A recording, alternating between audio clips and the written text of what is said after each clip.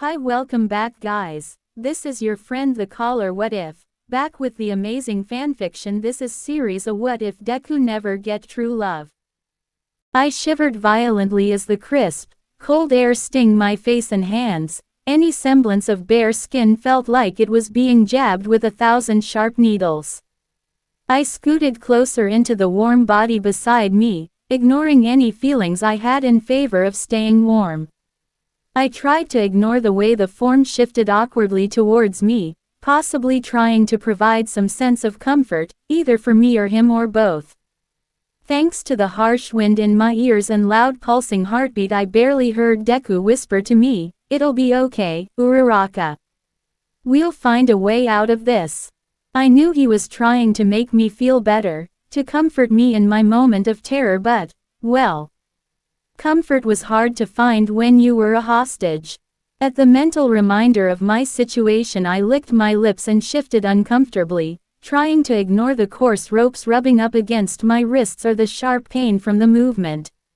My wrists had already been rubbed raw from my pointless struggling, my determination to escape stronger than the pain.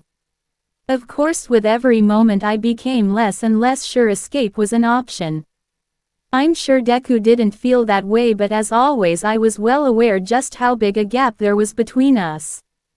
Deku was a born hero. He saved people without hesitation, and when I was with him I always felt like I could do anything. It's why I looked up to him and wanted to be by his side. It's why I strived to be as good a hero as he was someday. And it's the reason I had fallen in love with him. For a long time I had denied my true feelings for him, justifying them in my own mind to avoid having to face reality, telling myself I just thought he was cool and someone I admired and wanted to be like. But now, faced with the possibility of death or worse, helpless and alone in the hands of a psychotic villain, I no longer had the strength to fight it. If I denied my feelings for him any more, then I might die never coming to terms with them, to let that empty, gaping hole in my heart remain until the end. Because the truth was I had no idea how this all would end. Sure, I knew Ua and the other heroes would do everything in their power to save us, but no, I can't think like that. I shook my head back and forth to try and rid it of the nasty, taunting thoughts. This isn't the end, it can't be. If I give up, then this villain wins. I forced my brain to think straight, to be like Deku, and I took a moment to examine the situation at hand like he would. We were on the roof of some large building, probably abandoned, and although I hadn't gotten a good look over the side, judging by the amount of wind I was being constantly assaulted by, we had to be at least 20 stories high. I shivered involuntarily again, but forced my brain not to panic. Instead I tried to remember how we had ended up in this mess, hoping it would offer me a clue out of it. When Deku had first come to me with 2 special tickets to the grand opening of the All Might Museum, he had been beyond excited. I had seen him turn into the fanboy I knew and loved before, but this was on a whole different level. He seemed almost over the moon at this. He was practically squealing when he told me in his typical Deku ramble how he had spent the previous night sending in what must have been hundreds of contest entries asking basic questions about All Might's career, and judging by the bags under his eyes he most likely hadn't slept all night because of it. But all that work must have paid off, cause he was declared the winner.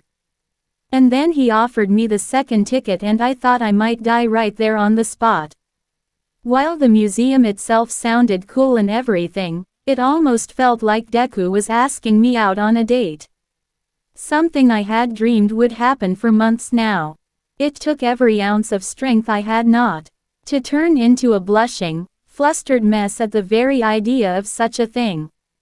I tried not to get my hopes too high and overthink it, but I couldn't help but ask why he picked me out of our whole class, considering anyone would be thrilled to go to a place dedicated to our awesome teacher.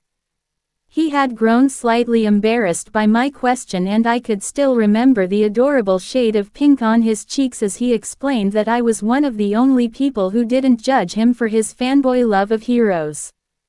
I tried to tell him nobody cared except maybe Bakugo, but before I got the chance Deku had nervously muttered something along the lines of, "It's different with you. I can be myself around you." And if my heart was any fuller in that moment it probably would have exploded. We both decided to keep our date a secret. Deku worried about upsetting the others for not inviting them, while I was more concerned about the girls finding out. I loved them but they were born gossipers, especially Ishido. The last thing I wanted was the whole school finding out that me and Deku were going on a date. Especially since I don't think Deku meant it to be one. That still didn't stop me from spending a good 2 hours picking out the perfect outfit though, while trying to ignore my jittery nerves. I kept telling myself that this wasn't a date. That this was just a get-together between two friends, nothing more. But convincing my racing heart of this seemed to be an impossible task. All my hard work paid off in the end when Deku spotted me, blushing and muttering under his breath something about me looking really nice, and how he wished he had changed out of his All Might t-shirt, but I quickly assured him he looked fine and considering where we were headed, would fit right in. What happened next I remembered all too well. As if I was reliving the same horrible events all over again. I can't believe how lucky I am. Here I am, next to my favorite person in the world, walking side by side with him on a date. Well, not technically a date, but still it was close enough for me. I can't stop smiling, I'm so happy. Or wait, am I smiling too much? Is Deku gonna think I'm weird cause of how much I'm smiling? I glanced over at my friend, only to find he was too distracted to notice my weird smiling. He was talking to himself or maybe to me, it was hard to tell sometimes, going on and on about something. Probably All Might related if I had to guess. His eyes usually only gleamed like that when talking about his hero. Even if I couldn't always follow along, I loved listening to how passionate he was about stuff like this, and it was hard not to get excited with him. His enthusiasm was contagious. As I listened to Deku's adorable rambles, I gave a quick glance up at the towering building coated in All Might's signature colors of red, white, and blue, his name displayed above the front entrance in bright, flashy letters. "Hey look, Deku," I said excitedly to him. "I think that's the place up ahead." I pointed it out to him and his green eyes seemed to be filled with starlight. His whole face was practically glowing, he looked like a kid at Christmas, then again for him this probably was like a second Christmas for him. Before I knew it I was smiling like an idiot right alongside him. Date or not, I was just so happy to be here with him. Today was gonna be great because I was gonna get to hang out with the coolest guy the first knew. Without realizing it, my hand reached out for his and to my even greater shock and surprise he actually held it back. I felt my cheeks heating up in a blush while my heart was busy pounding away a mile a minute. I was floating on cloud 9. Nothing my quirk could do could possibly make me feel more like this, like I was walking on air. Only Deku had that power over me and I loved it. Just before the two of us could enter into the museum, however, a sudden scream reached our ears. The voice was muted and distorted from distance, but there was no denying the call for help, nor the fear in the man's voice. One quick glance at Deku and I knew we were both on the same wavelength, our thoughts for a moment one. Of course, Deku being Deku, he ran into the alley without a second thought, but I was proud to be right on his heels, ready to prove myself as worthy heroes in training and maybe even Deku's equal. We immediately came across the victim, a man crouched on the ground, clutching his chest as if he was in some kind of pain. My lessons kicked in as I did my best to survey the situation. The man was alone, so it didn't seem to be a villain attack. From what I could see he wasn't bleeding out or in any critical state, although that could be shielded by his arm. I watched as Deku knelt next to him, putting a reassuring hand on his shoulder, asking the standard questions. If he was alright, what we could do to help, that kind of thing. But for some reason I felt an uneasy twist in my gut. Something wasn't quite right. Instead of answering his concerned questions, the man simply asked Deku if we were heroes. Something about the tone of his voice set me off. There was no sincerity there, only an underlying malice. But before I could voice these concerns, though, Deku had already replied with a cheerful smile. Actually, we're students. The man smiled and I heard him whisper something dark under his breath, before his hands lashed out and grabbed onto Deku's arm.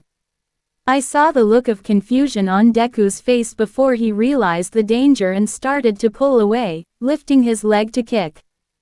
The man, however, simply twisted Deku's body around, holding his arm tightly against his back, the awkward angle looking incredibly painful.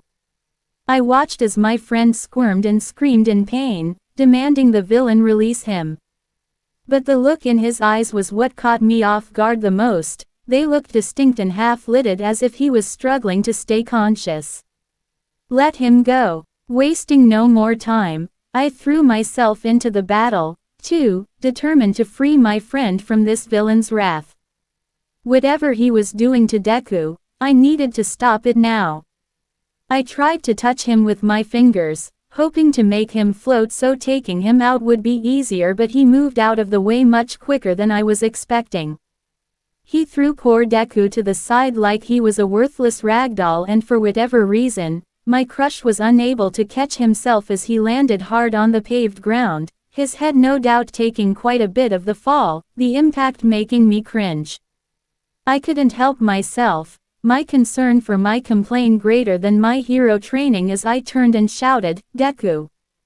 And that was the only opening the villain needed as he latched on strongly to my arm. The instant he did, I felt my head grow fuzzy and everything began spinning in a nauseating circle. I was used to this feeling, thanks to my quirk, and did my best to try and pull away, but his grip was like a vice. Everything started to blur in a flash of colors and noises. I heard Deku scream my name, followed by a grunt, though I couldn't tell if it was from him or the villain. I knew we were running out of time to act, so I forced my brain to remember my training as I attempted a move to dislodge his hand from my arm, but thanks to my functionless mind, my movements were too sluggish and slow. I didn't even have time to react as the man grabbed me by the hair and slammed me hard into the cement ground.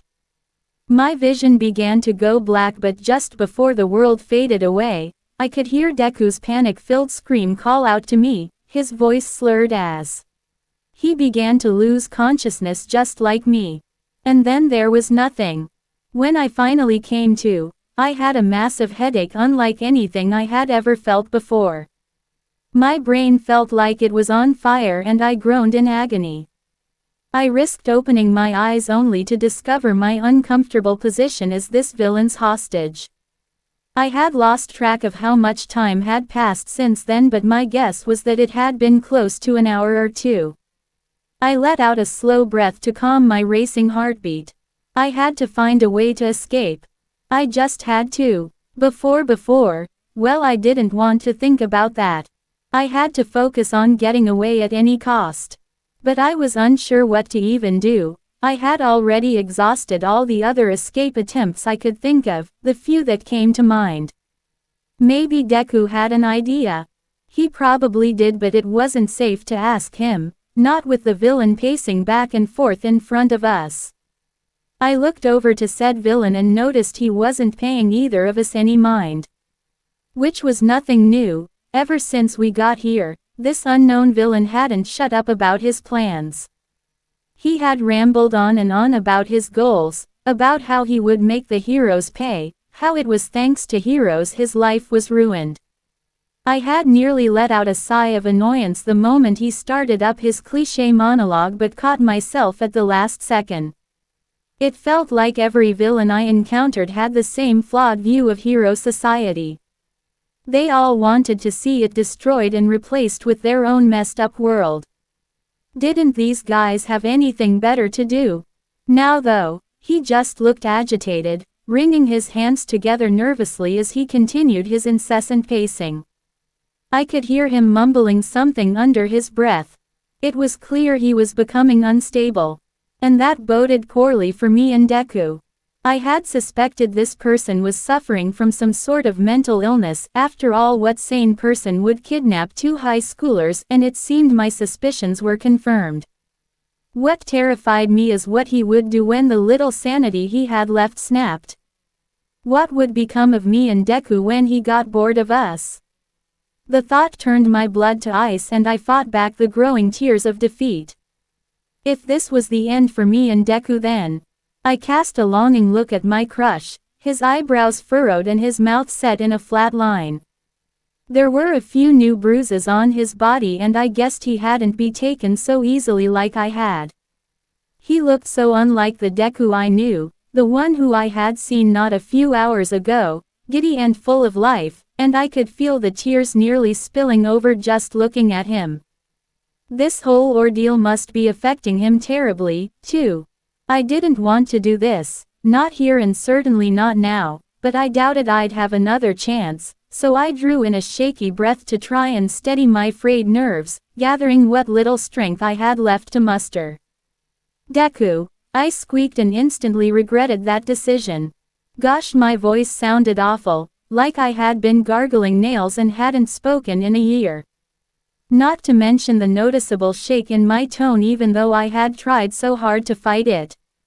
It was no surprise then that Deku whipped his head around to face me, his eyes wide and full of concern, most likely for me. When our eyes met though, I felt a small bit of warmth settle inside my cold, tired body.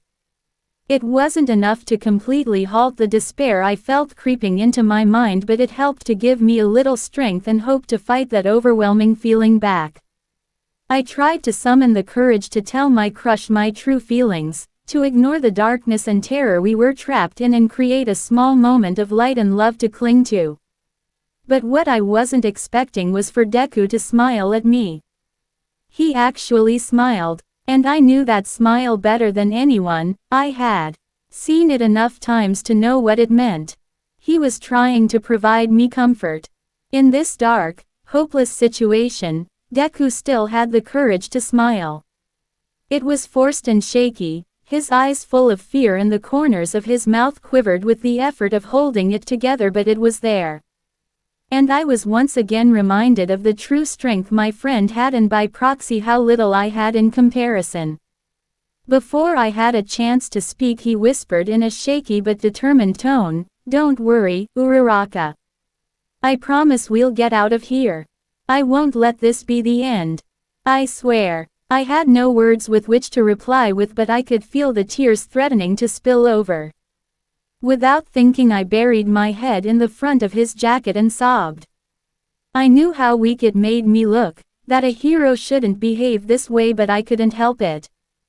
Deku didn't deserve this. He didn't deserve me. Even though he was scared and worried, he still had the strength to try and help me. He was a true hero and it scared me to think that he might not live to prove that to everyone. Deku didn't say anything to me while I sobbed brokenly. He just let me work it all out of my system. He didn't even fuss over the fact I was completely drenching his limited edition All Might hoodie. Instead, he just leaned his head on top of my own, the only comfort he could offer, with his hands tied uselessly behind him. The gesture only made me sob harder. Because gosh, he was too good for me. I probably could have stayed like that forever, curled up on Deku's chest, if my loud bawling hadn't unfortunately attracted the attention of our unnamed captor. "Hey, shut up, you damn brat, before I make you," he hissed at me, the venom in his tone enough to make me choke on my tears, trying feebly to stop their flow. While I was busy with that, Deku shot the man a glare and I felt him curl around me even more in a protective manner. He looked like he wanted to say something, but he held his tongue, his attention shifting back to me as he began muttering meaningless phrases in an attempt to comfort me. It took a bit of effort, but I finally managed to quiet my sobbing till it was nothing more than small whimpers. This seemed to quell the villain for now as he went back to muttering to himself, and I tried to take this as a small relief. I blinked a few times to clear them of tears and felt shame at the sight of my friend's tear-stained hoodie, the whole front of which was soaked in my tears. Deku's stare was burning into my skin, but I kept my head lowered. I couldn't face him after my breakdown. What would he think of me? Here he was being brave and heroic while I broke down over the littlest of things. Before the tears could start up again, I forced myself to meet Deku's eye, my heart pounding painfully in my chest. As expected, his look was one of pained sympathy, and my cheeks felt like fire from the blush that spread over my face in an instant. I was the first to break eye contact, staring sheepishly at the floor. "Sorry," I whispered, trying to resist the temptation to hide in Deku's hoodie again. "Don't be," he replied with a small shake of his head. "I know this a lot to deal with. I don't blame you for crying." He tried to crack a smile, joking awkwardly, "Beside, you've seen me cry plenty of times before." It was true. I had seen Deku cry more times than I could count, but I never saw that as a weakness. When he cried, I knew he was just overcome with emotion and was expressing it freely. I respected that he wasn't afraid to express himself. So why was it I felt so ashamed of doing it myself? It just made me feel weak. Like the barrier between him and me had become even wider. I didn't want him to comfort me, I wanted to be strong enough to protect him. "How are you so calm right now?" I wondered aloud. Deku shrugged. "I'm not gonna lie, I'm scared. Really scared," he admitted honestly. A shaky breath before he continued. "But I have to keep smiling. I have to believe we'll be okay. That the other heroes will save us. 'Cause that's what All Might would do. He'd stay strong no matter how bad the odds are." I couldn't help but admire Deku for a moment. He really was amazing. And if he could keep believing, then I had to do the same. No matter how bad things got. Both me and Deku jumped when our captor let out a loud, guttural howl. It sounded inhuman, filled with malice and insane energy. The sound alone was startling enough, but the fact that it had happened seemingly at random put me on edge. Whatever sanity the villain had seemed to have finally shattered as he began loudly talking to himself, getting more and more agitated by the second. "They aren't coming. Why aren't the heroes coming? They should be here. Maybe they forgot. No, they couldn't have. They must not think I'm a threat. But I am. I need to show them. I need to give them a reason to come." Yes, that's it. With that, the man slowly turned towards us with a long, creepy expression stretched across his face. The little comfort me and Deku's conversation had brought me was shattered in an instant when I saw the look in the villain's eyes. Those were the eyes of a cornered animal. The eyes of a beast pushed to its breaking point. There was danger in them, and I knew at once things were about to take a very, very bad turn. For a few tense seconds we just stared each other down, captor and captives waging a mental battle, and I had no clue who was winning or losing. The air was so thick with dread I could almost feel it with each breath I took. There was no sound, only silence, but that seemed to have mesmerized the villain, like he was waiting for it to break. And I feared what would happen when that pin dropped and that silence was shattered. Then, with no warning, the moment was broken, the villain moving towards us in a flash, a crazed look still in his eye. I flinched instinctively, closing my eyes and waiting for the pain to start. There was no doubt in my mind I would be the target of his rage, since I had been the biggest nuisance to him. He would be quick to dispose of me. But to my surprise it was Deku who cried out, and my eyes snapped open in shock. The villain had a tight grip on Deku's hair, his fingers laced painfully in his green curls, while the other hand fumbled to undo the knots around Deku's wrists. But being Deku, he put up a resistance, squirming and making the job difficult for our unknown assailant. Meanwhile, I was forced to watch powerlessly with my own arms bonded uselessly behind my back. I shouted to the villain and kicked my feet, but it did nothing to deter him. The villain growled in frustration, giving Deku a wild shake that made my stomach twist into knots. He leaned down to hiss in his ear, but I was able to make out the chilling words, "Stop fighting or the girl takes your place instead." I watched with horror as Deku calmed his resistance, allowing the man to finish his work, still glaring daggers the whole time. No, this was all my fault. I was being used against him. Deku, the one I loved, was about to die to save me. This horrible villain had just twisted my sweet Deku's heroic nature into something wrong and despicable. The villain eventually loosened the ropes enough that Deku was no longer pinned in place, but his hands were still tied tightly behind him, keeping him weak and helpless. I thought I might puke as I watched the man drag my friend away by his hair. By his freaking hair. I could hear the roots tearing, but Deku, to his credit, suppressed any screams through gritted teeth. I continued to scream and thrash in my bounds, desperate to help my friend, to save the boy I loved from this nightmare. I could feel hot, sticky blood dripping from my wrists, every movement painful from where I had rubbed the skin raw, struggling, but still I fought. I refused to give up. Not until Deku was safe. Let him go. Leave him alone. Deku didn't give up either, determination hidden behind the fog in his eyes as his body glowed green. I recognized the power of his quirk immediately, the air itself filled with electricity as he swung a leg towards the villain in his signature shoot style, and I sucked in a breath, daring to hope this terror might finally end. But Deku's reflexes had been dulled thanks to whatever this villain's quirk was, and his movements sloppy and formless, at least compared to the lightning-fast attacks I was used to seeing from him. Our capture was able to easily snatch Deku's leg before it made contact with his face, a new look of dark fury flashing in the man's crazed eyes. And then he began to twist Deku's ankle, my crush struggling to hold back his pained whimpers. He moved slowly, so slowly, and oh gosh, I don't think legs can bend that way. I was gonna be sick. I wanted to look away, but it was as if I was under a spell, mesmerized by the horrible display, while my brain and mouth begged and screaming for it to end. But he just kept twisting. And twisting. And twisting. Until, snap. Deku's blood-curdling scream burned itself into my subconscious, and I watched with teary-eyed vision as my friend writhed on the ground, his foot twisted at an awkward angle, already red and swelling.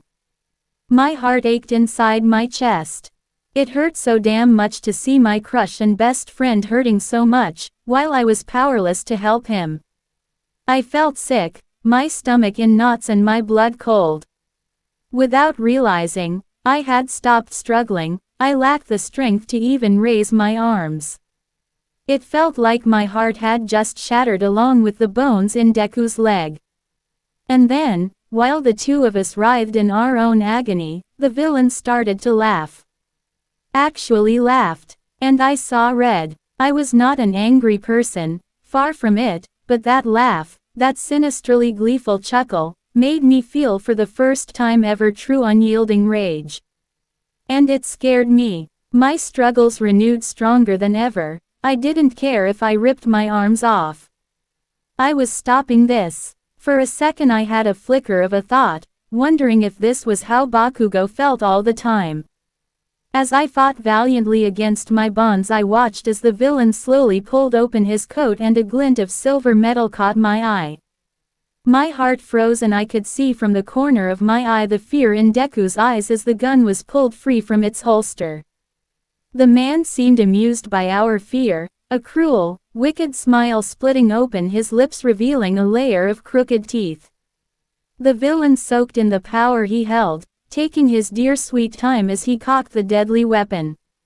The click caused tremors through my body. The realization that all of this was actually happening hit me hard. There was a real weapon before me, and right now it was loaded and ready to kill. The barrel was soon aimed and level with Deku's head, and despite how brave and strong he was, I heard a tiny whimper escape his throat. And I lost all sense of self-control. I pulled violently against the thick ropes, blocking out the pain completely as I twisted my arms as much as I could in any attempt to get free. I didn't have time to waste. In a matter of seconds Deku would be dead. Finally I heard a loud snap behind me, and I had no idea if that was the ropes or my wrists themselves. All I knew was that I was free. I scrambled to my feet, running at the villain as fast as my sore legs could carry me. I didn't hesitate. I didn't think. I was reacting on protective instincts right now, my only goal to keep Deku alive. I slammed hard into the man's back, jabbing my elbow into the center of his spine, just like I had been taught. I knew this wouldn't be enough to knock him down. His stature was much greater than mine, so I reached out for the gun hand, my fingers just barely managing to brush skin, but that was enough for my quirk to do the job. The shift in weight was enough to knock us both off our feet. On the way down I heard a loud bang next to my ear, causing it to ring loudly. The ground was much harder than I expected, my body skidding painfully across the rough terrain. I could feel skin being scraped off, the pain sending jolts to my stunned brain. When I came to a stop, my whole body was radiating pain. I could feel every gash and bleeding cut as they throbbed in agony. But I quickly shoved all of this to the side, focusing my attention back on my hurt friend. Deku looked shaken up, his leg still twisted at an unnatural angle, but other than that was no worse for wear. I could see a tiny indentation in the ground next to his head and realized the bullet must have missed him by mere inches. But at least it did miss. Deku's eyes were wide in what I could only assume was shock and fear, his gaze locked on me and me alone. I had never been happier to see those green irises in my life, the relief that he was still alive and breathing far greater than anything my battered body could complain about. Deku was still alive, that was all that mattered. He was safe and I could rest. But just before I could collapse and sleep for 100 years, I heard a familiar voice yell to me, the tone dark, twisted, and most of all angry. "You bitch." I glanced up to see a new terrible sight.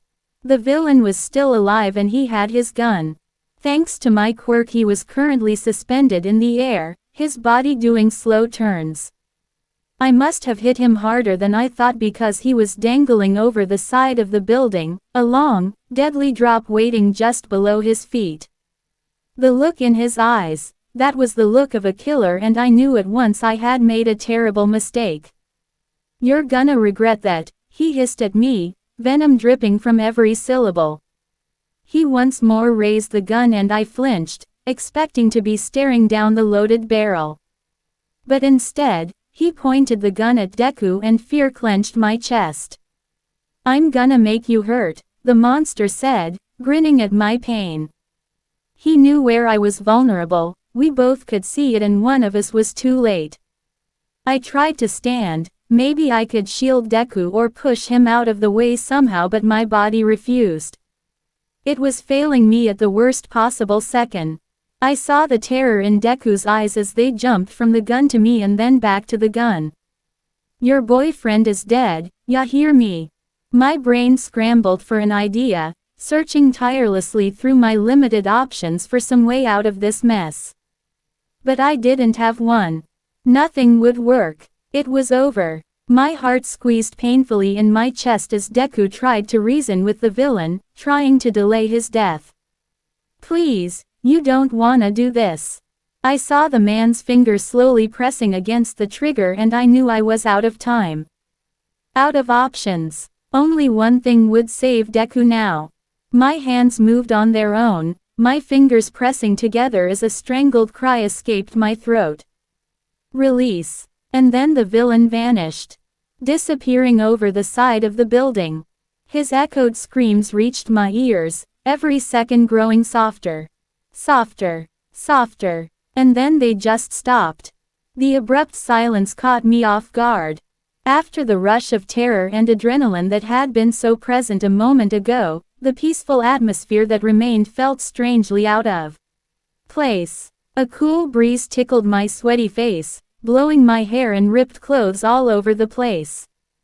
Was it really over? It had all happened so fast that my brain took a moment to process it all. All I could do was stare at the spot the villain had just been, before I. My hands flew to my mouth as I choked back a sob. No, I didn't. I couldn't have. That was impossible. But I had just killed someone. A feeling of guilt unlike anything I ever felt before hit me at once as the reality of my situation sunk in. I had just broken one of the only rules a hero had to follow. I was a murderer. My breaths had become shuddery and shaky as I fought back the tears that threatened to spill. In a desperate attempt for comfort I looked to Deku, hoping he could somehow make this whole, nightmarish situation better. But the face I was greeted with was anything but soothing. Deku was staring at me with wide, pained eyes, his body tense as he regarded me, and he flinched when I turned his way. Almost like he was afraid of me. The normally bright green of his eyes that I loved to look into had darkened greatly. I could see the judgment in his eyes, I could feel the disappointment from where I was. Deku saw me for what I had become, a killer, someone unworthy of being a hero. Someone unworthy of Deku. I felt sick, bile rising at the back of my throat, and I whimpered, struggling to hold it back. But I could no longer fight off the tears. Deku's dark expression had been my breaking point. The tears flowed freely down my cheeks, burning my skin. I sobbed pitifully, burying my face in my hands as pain and guilt racked my body. How could I do that? How would I ever be able to face my classmates again after what I had done? How could I call myself a hero? Warm arms wrapped around my torso and I tensed in surprise, looking over with tear-stained vision to see Deku. Deku was hugging me. I had wanted that for so long, and now I couldn't even enjoy it. I didn't deserve to enjoy it. His eyes were full of sympathy and I could see tears forming in his own vision, but that just made the pain worse. I didn't deserve to be forgiven. Not by him, someone who was already a greater hero than I could ever hope to be. It's okay, Uraraka, he whispered, tightening his hold as my sobs only grew. It's not your fault, it'll be all right. Not my fault. Was he blind? No, leave it to Deku to sugarcoat reality, to see the light in the endless darkness. He somehow didn't believe it was my fault when it so clearly was. I'm so sorry, he muttered, and I felt something wet drip on my shoulder.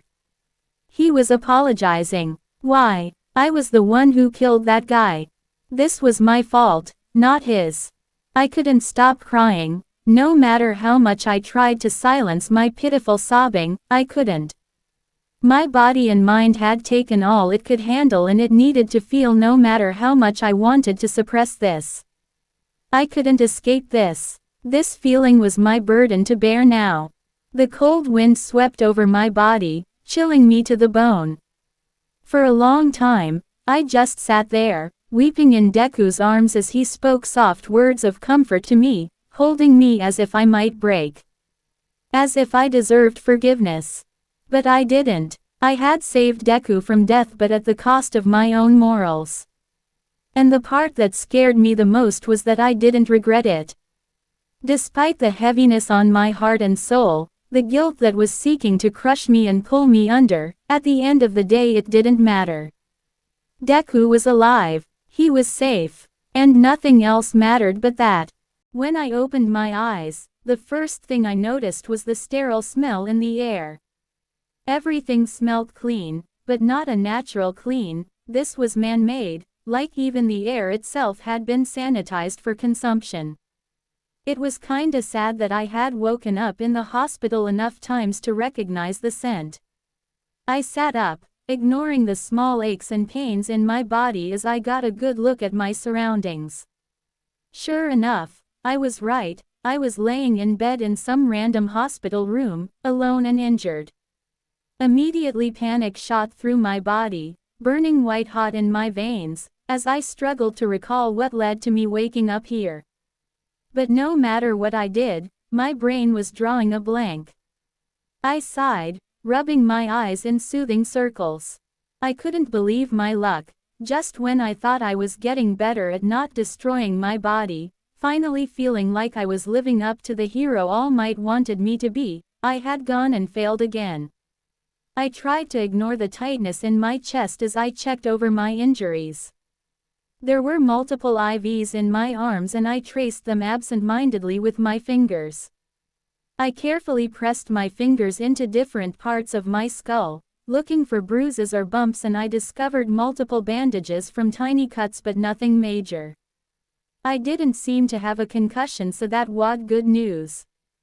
My right eye felt really swollen though, so it was quite possible I had a black eye. Then finally there was my leg, wrapped up in a cast and suspended just slightly off the sheets. I groaned as I flopped back on my hard hospital bed, ignoring the jolts of pain it caused. I'd had worse. Great, what would All Might say when he saw me like this? What would Mr. Aizawa and Recovery Girl say? I could almost hear the rants and scorn my teachers and idol would give me. Not that I didn't deserve it. I seemed incapable of keeping my body in one piece, for some reason. But what had happened to me? I could remember being with Uraraka, going to the museum together. But then, I closed my eyes, letting the scene play out in my mind, hoping I could get to the bottom of this mystery. Uraraka was right next to me. I was trying to act natural and not let my nervousness show, but that was difficult to do when Uraraka looked so adorable. She was dressed much fancier than I had been expecting, her hair restyled so that the ends curled, wearing a blue silk shirt with red lining, a black skirt with matching black leggings and flat dress shoes. She looked amazing, but it made me feel underdressed in comparison. My choice of wearing my worn-out All Might hoodie and jeans a terrible choice in retrospect. I wished I had at least thought to dress a little bit nicer for the occasion. After all, it was so cool Uraraka had agreed to go with me on a outing together, even if I hadn't had the guts to ask her out completely. It was the whole reason I had bought the tickets and made up a clever excuse why we should go together. I had rehearsed our date for days on end to get ready, and yet all the research and practice in the world hadn't prepared me for the gorgeous sight of Uraraka in the fanciest outfit I had seen her in to date. I foolishly told myself then that today would be perfect, and in retrospect, I guess I was just asking for the universe to prove me wrong. The rest of the events came back to me in a fuzzy blur of memories, and it occurred to me I might have a concussion after all. I remembered a distant scream, then the image of Uraraka's head being slammed into concrete and my body surging with fear and protective instincts, followed by biting pain in my wrists and cold air on my skin. Then just pain. Terrible, unrelenting pain that made me shudder just to relieve in passing thought. Bones snapping and breaking, pushing muscle and tissue and blood out places. The ligaments were forced apart. I remember screaming so loud I felt something in my throat burst, the copper taste of blood filling my mouth. And then I saw through blurry, pain-filled vision Uraraka throw herself into harm's way to save me. I watched as she valiantly fought off the man, the one who did this to me maybe, and forced him out over the roof. I could still see the torn expression in her eyes as Uraraka as. A new wave of sickness washed over me and I had to slap a hand over my mouth to keep from vomiting all over the nice sheets I was under. Uraraka, was that real? Had she really, because of me? I clenched the sheets in a death grip, my head spinning as my breathing staggered, letting out shaky, panted breaths. I couldn't wrap my head around it. I couldn't accept that sweet, innocent, beautiful Uraraka had actually killed someone. My memories had to be playing a trick on me, right? It went against everything being a hero was, all our training and morals, it was just unheard of. The shock to my system was enough to bring the whole memory to the surface, but I suddenly wished it hadn't. But despite my misgivings, I wouldn't blame Uraraka for what had happened. It wasn't her fault she had been forced to make an immoral decision, it was mine. She had killed that guy to save me, so the fault lay entirely on my shoulders, not hers. If I had been stronger, if I hadn't gotten us caught, then maybe that guy would still be alive and Uraraka's conscience would be clear. If I had been a better hero like All Might wanted me to be, I could have spared Uraraka from all this. How could I have just laid there pathetically while Uraraka committed a crime right in front of me? I could have done so much more, and that guilt had gnawed away at my soul. I had wanted so badly to make it up to her, especially as she turned to me for comfort, but I had no idea what to say to help her, to properly convey how sorry I was for not doing more. I was out of my depth, and that scared me. I had felt so weak holding her, listening to her sobs and feeling the tears soak into my hoodie. All I could do was spout out meaningless words of comfort, repeating old phrases my mom used to tell me when I was sad or hurt, all the while grappling with my own feelings of despair and guilt. I laid back on the soft pillow, suddenly too tired to stay upright. I couldn't imagine what Uraraka was going through right now. I mean, just watching the whole thing occur had left me devastated and guilt-ridden. Uraraka must be feeling that times 100 right now. I wished she was here with me so I could comfort her, but unfortunately that wasn't the case, and with a busted leg I couldn't exactly walk to wherever she was staying. Was she even here in the hospital?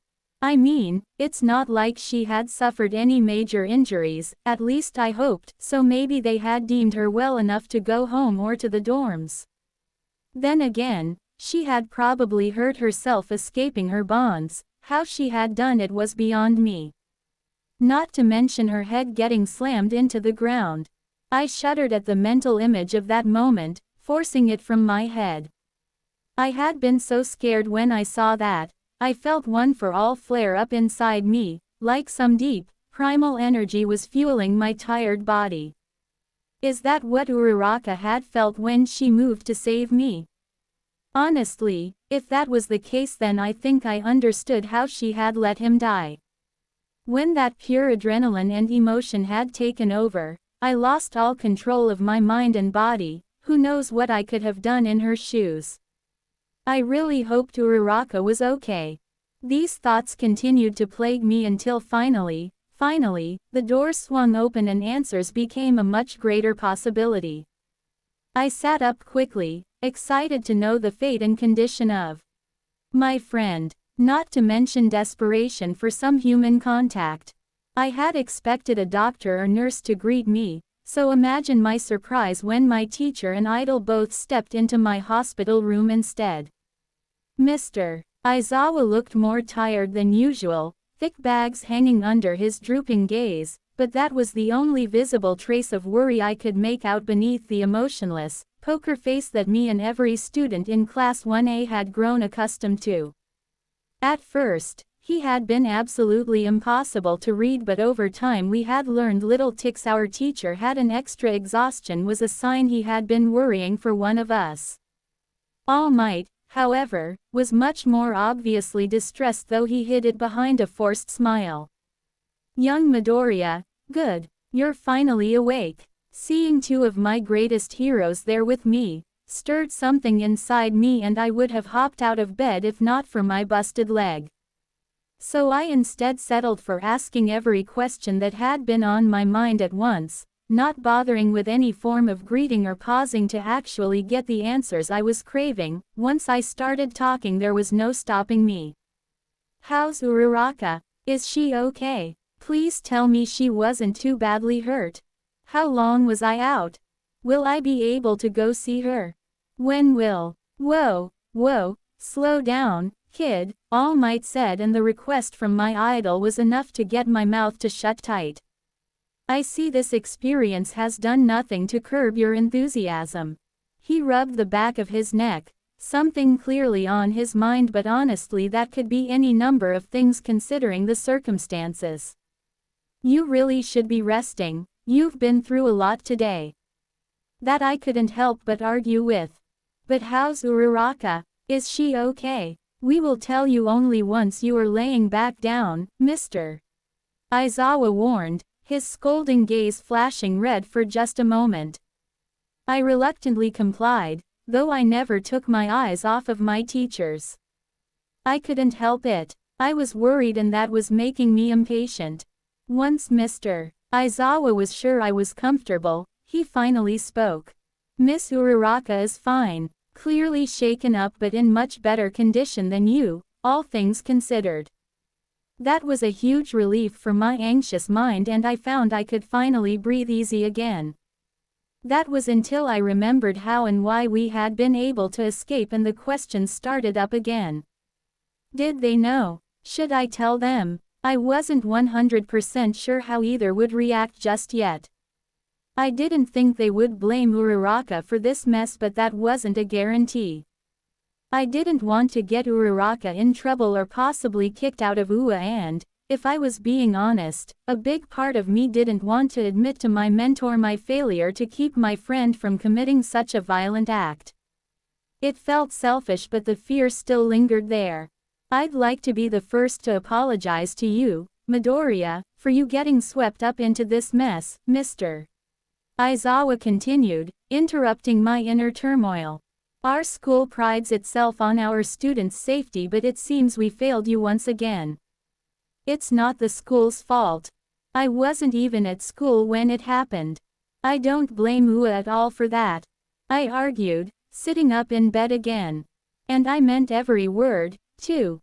UA was the greatest hero school ever and it had gone above and beyond again and again for me and my classmates.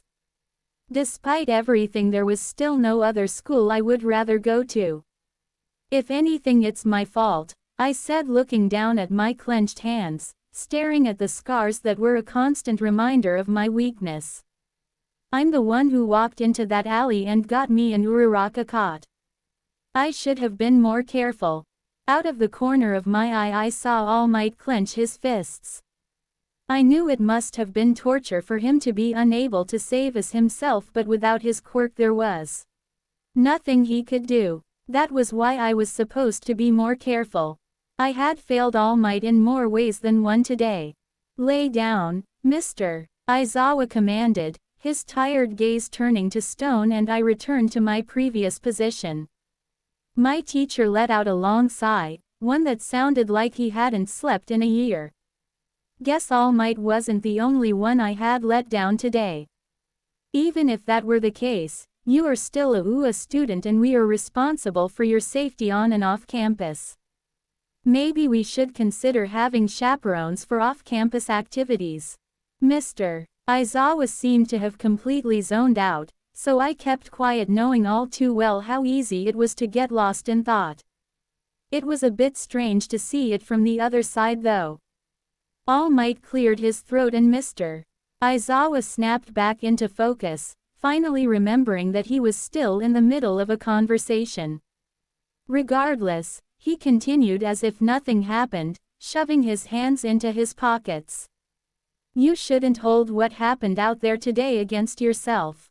Things could have ended much worse than they did. If I were you, I'd count my blessings and move on. Despite the words of comfort, all I could think about was Uraraka. They were wrong, things were so much worse than they thought, and the guilt for that was on my shoulders as much as it was hers. I didn't respond, no words able to escape through my clenched teeth. With much effort I was able to simply nod my head in agreement. I knew I wouldn't betray Uraraka, she needed someone she could trust, now more than ever, but I could feel the guilt eating away at me all the same. I was used to keeping secrets, but not from All Might. If anything, All Might was the one I went to when I needed some escape from all the lies and half-truths I was forced to tell. Secrets were a small price to pay for becoming the #1 hero. But this was different. This secret was the kind that could crush a soul, the kind that weighed down on you like an anvil, crushing and with no escape. Already, I felt like I was suffocating after only a few hours since the incident. If I kept this to myself, what would I be like in a month? Or a week? Or even by tomorrow? Out of the corner of my eye, I caught Mr. Aizawa and All Might sharing a look. It was only for an instant, but it sent my brain whirling with questions. Did they know more than they let on? We also wanted to discuss something with you, young Midoriya. All Might spoke up, but instead of the normal brimming confidence he showed around others, I could see how vulnerable and uncomfortable he was to be discussing whatever it was. He shifted awkwardly from one foot to the other, scratching at his cheek. If he had been in his hero form, this conversation would have probably been enough to snap him back to normal, followed by a volley of coughed-up blood. But instead he just gave me a look falling somewhere between formal business and regretful sympathy. About what happened on that roof. And there it was. The moment I had been dreading. I knew it was only a matter of time before I was questioned on this, considering the concerning circumstances that led to me and Uraraka's escape. I felt my body twitch uncomfortably as I tried to think up a convincing enough lie that would keep Uraraka from taking the fall. I really should have been thinking of this while I was waiting for them to arrive. My poor planning just might do in, my friend. My teachers must have noticed how tense I was because Mr. Aizawa quickly cut in, 3 short sentences shifting the entire conversation in an unexpected direction. We know what happened up there. All of it. So if that's what's bothering you, you can stop. My eyes widened, my heartbeat slowly picking up as I dared to hope I might have found some kind of escape from this torture, while at the same time every part of me felt like it was being squeezed through a vice. The odd mixture of reactions made my head spin a little. So you know that Uraraka, that she. Yeah, kid, we know everything, All Might interrupted. He could probably tell I was struggling putting it into words. If it was possible, I collapsed further into my pillow, practically merging with it, but if it was from fear or relief I couldn't tell. I felt lighter and yet heavier at the same time. It seemed my body was just as confused if this was good news or not. How did you find out? I asked, my eyes darting between my 2 teachers, searching their faces for answers. Miss Uraraka told us everything just before we came to check up on you, Mr. Aizawa explained, his expression as blank as ever. She was pretty detailed, All Might added hesitantly. That sent a new wave of terror crashing over me, and before I could stop it a series of rapid-fire questions burst from me. How is she? Is she okay? What's gonna happen to her? Is she gonna be allowed back in UA or? A steady hand on my shoulder brought me back to reality and silenced my mid-outburst. I stared up in surprise to see All Might standing over me with a comforting grin. It occurred to me I had been more distracted than I thought, since I never even saw him move. Calm down, kid, he said in a soothing tone. It was soft and gentle and patient, traits that I didn't necessarily associate with All Might, the rarity of the situation making his words all the more powerful. I know you're upset, who wouldn't be, but I promise it's gonna be okay, so let's just take things nice and easy. I reluctantly nodded, biting my tongue to keep any further questions from escaping, even though I needed those answers and having to wait even a single second felt like torture. Now to answer your question, All Might continues. Your friend is fine, she isn't facing any kind of punishment for what happened. So she's allowed to go back to UA? I asked impatiently, completely expecting to be reprimanded by one of my teachers for the outburst. Instead, the room went quiet for a second and I thought I saw a flicker of some emotion on All Might's face, but I couldn't be sure. He had turned his head away from the light seeping out of the window, so his expression was bathed in a layer of shadow. After an awkward few seconds, Mr. Aizawa finally explained to me, as soon as she is released from the hospital, She'll be free to return to UA. My heart flooded with relief at the news, the tight squeezing in my chest easing so I could breathe normally again. I had been terrified Uraraka would be kicked out of UA because of me, so I clung on tightly to this small glimmer of hope to help combat the still lingering guilt gnawing at the back of my mind. And it wasn't the only thing. It was clear from my teachers' reactions that I was missing something they weren't telling me. I wanted to pry but I knew it would do no good. If they had knowledge of something they deemed too dangerous or inappropriate for me, then no amount of begging would ever change their mind. My best bet was to piece it together on my own. So she isn't being blamed then? I asked, nervous about what answer I would receive. While I knew Uraraka would never willingly harm anyone and that she had been forced to commit such a violent act, I also knew the rest of the world might not see it that way. Actually, I'm glad you brought that up, Mr. Aizawa spoke up in a grave tone that immediately captured my full attention. My body tensed as I listened intensely to what my teacher had to say. That's actually another reason we came to talk to you. So far we've managed to keep the information of what happened to a minimum. Only you, Miss Uraraka, and a few facility members know what happened and we want to keep it that way. If the news outlet catches wind any more students were kidnapped on UA's watch, our reputation would be ruined. That thought had occurred to me. Our hero society always seemed to be one disaster away from totally collapsing. The Stain incident seemed to have left a permanent mark on the world, and without All Might to help keep the peace, the uneasiness everyone felt only seemed to grow each day. And the thought that my actions could be the cause of that collapse made my stomach twist into knots. Not to mention, if anyone were to know that young Uraraka were responsible for a death, even that of your kidnapper, she would become the victim of so much hate and backlash, All Might said grimly. Her career as a hero, maybe even her life, would be ruined. My hands clenched into tight fists as protective instincts rose up within me. I wouldn't let that happen. I may not have been strong enough to protect her physically, but I could and would protect her from this. I had to. It was my duty both as a future hero and as her friend. So we're asking you to never breathe a word of what transpired today, not even to your classmates, not your parents, no one, Mr. Aizawa continued.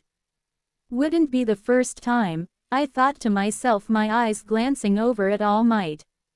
I'll do it, I responded immediately, not even needing to think over my answer. I watched as Mr. Aizawa visibly relaxed, however many hours of lack of sleep or stress seeming to catch up to him all at once, his body looking seconds away from collapsing. But miraculously his tone was completely normal, still the same level of stern but fair it always was. Good. I had a feeling you'd agree. You're a smart kid. I froze, completely stunned. Did Mr. Aizawa just compliment me? That was rare for him. Usually he was quicker to reprimand or correct my class rather than compliment us. Not that we didn't know he was proud of us. The fact we were allowed to stay at all in his class was proof of that, but we had learned that outright admitting it was not going to happen that much. And to single out one of us to compliment was even more rare, so hearing him say that left me completely speechless. I watched as Mr. Aizawa turned to leave, muttering something about paperwork and annoyances, but I called out to him, desperation for more answers snapping me out of my funk. Wait, I yelled, the fear radiating from my voice surprising me. To my credit, Mr. Aizawa did stop and slowly, but surely, turned back around to face me, but I was sure he wouldn't be happy with me. I expected a scowl and glare at me for intercepting his escape, or at least an, I'm so over being this kid's teacher, sigh, but instead he just said with a very straight face, yes. I had to take another second to process my teacher's response, licking my dry lips nervously, and asked, what was his name? I knew it was a loaded question and that both my teachers would be against me knowing such information, but I had to try. I knew they wouldn't understand, but somehow not knowing his name only made it all feel worse. The guy had tortured me and then died in front of my eyes and I didn't even know his name.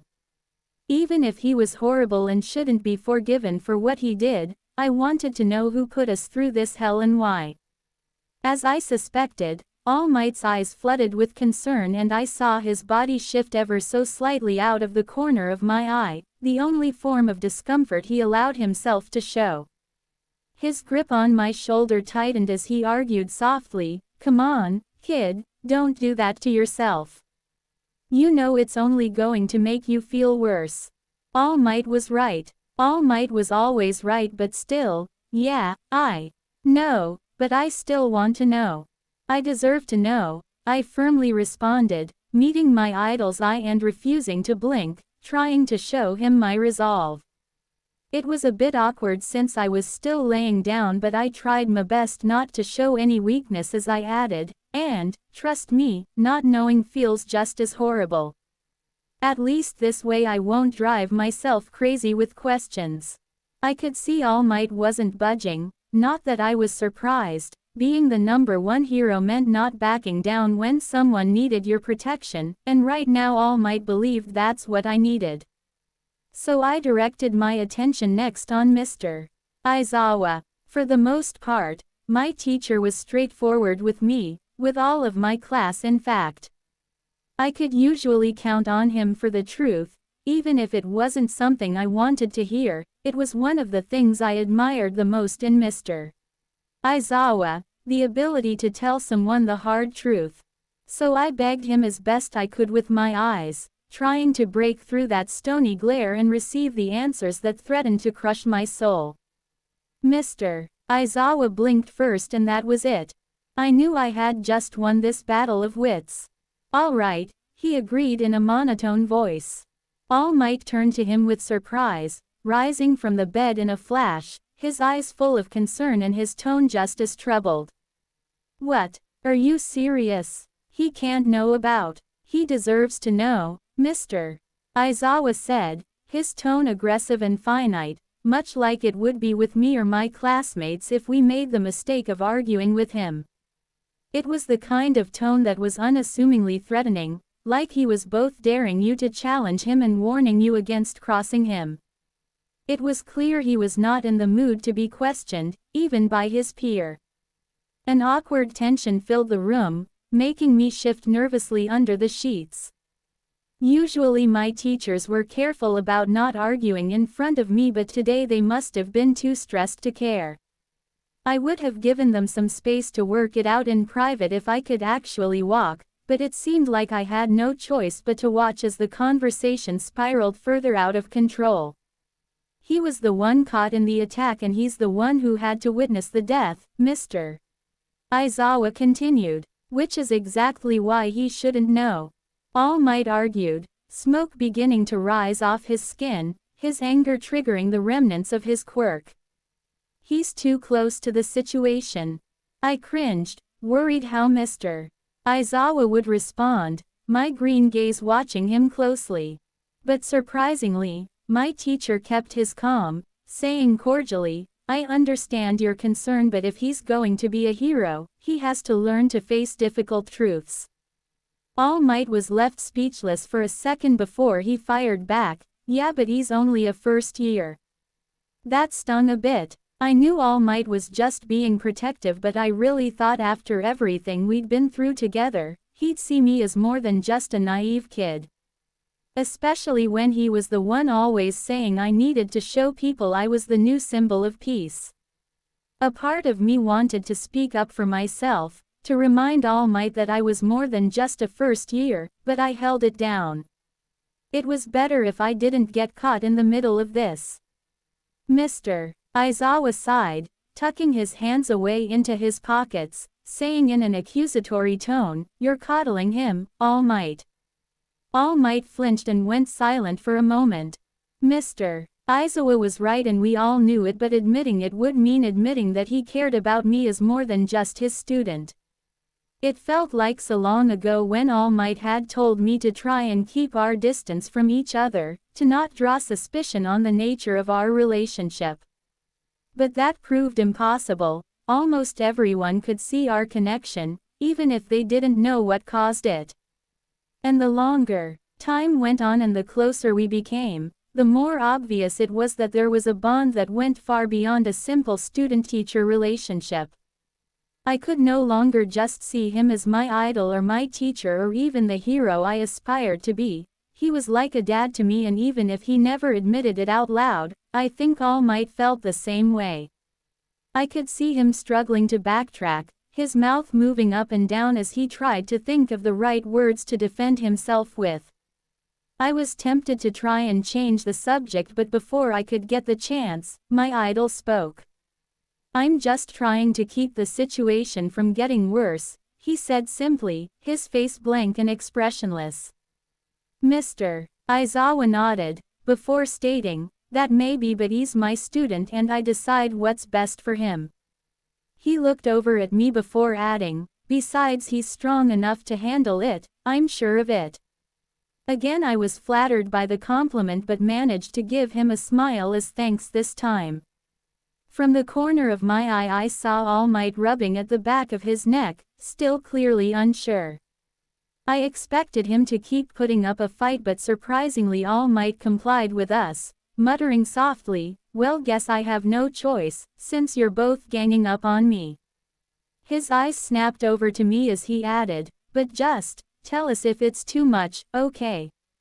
I nodded, relieved they had both agreed to easing my conscience a little, even if it would be painful to do so. I didn't expect to come out of this feeling any resolve. My complicated mix of emotions were just too tightly knotted to unravel so easily, but maybe knowing why it happened would help me feel like I could move on. That was the hope, at least. Hopefully, I wasn't going to live to regret it. I gritted my teeth, my fists clenched so hard it was miraculous my nails hadn't cut into my palm, as I waited for my teacher to speak. His name was Yamamoto Haru. His quirk was registered under the name Poison. His body naturally produced a toxin that could be spread through physical contact. It was non-lethal, so you don't have to worry about that. The most it did was cause numbness and drowsiness. I rubbed at my arm, remembering the odd sensation as it crawled up my body and flooded my brain, clouding all common sense.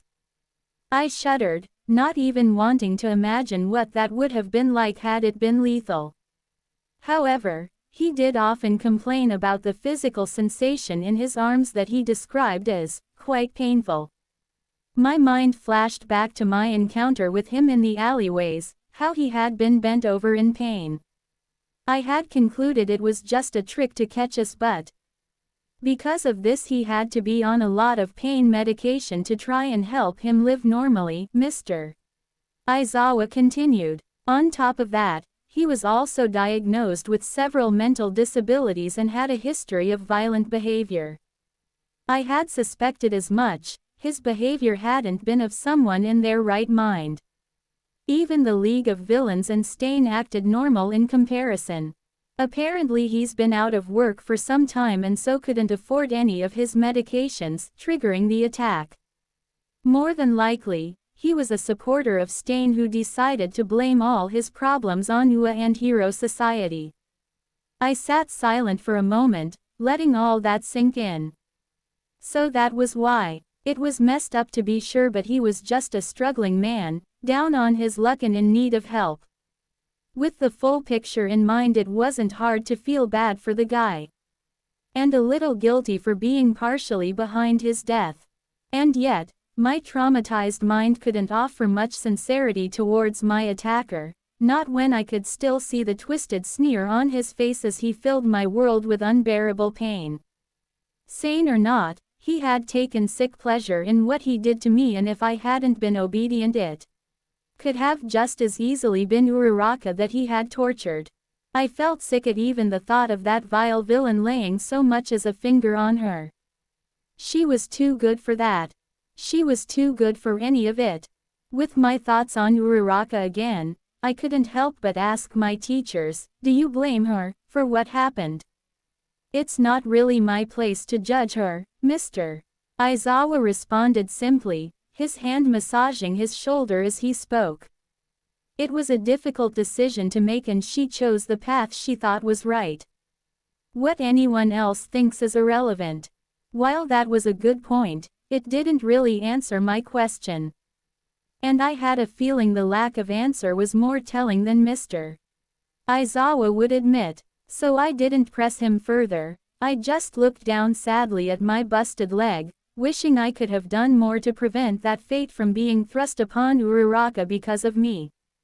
Mr. Aizawa must have realized this was his cue to leave because I barely heard him say to me in all might, well, if that's all, I'll be going now. Try and heal up, Midoriya, Class 1A isn't the same without you. All I could offer in reply was a small, curt nod. Mr. Aizawa must have been giving him an expect look because I heard All Might say, I'll stay with him a little while longer. With that I listened closely as the door slowly swung closed, the gentle click filling me with relief as I let the full extent of my trauma show now that I was alone with my hero. The tears broke free from my eyes, flowing down my cheeks and dripping onto the soft sheets.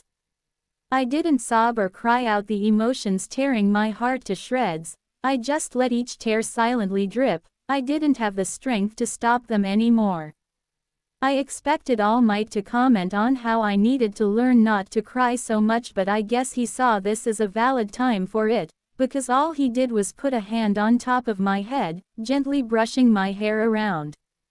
It reminded me of my mom doing the same thing when I was little and scared of thunderstorms, and the familiarity of it, especially coming from someone I looked up to so greatly, did help me feel a little better. He blames her, I choked out, my tears only increasing. I think it's more complicated than that, All Might said. I mean, it goes against everything we as heroes are taught to do. It makes sense he would find it difficult to accept one of his students did something so controversial. I sat up in my bed, looking my idol in the eyes, his features blurry in my tear-stained vision, as I asked, you think she's guilty too, don't you?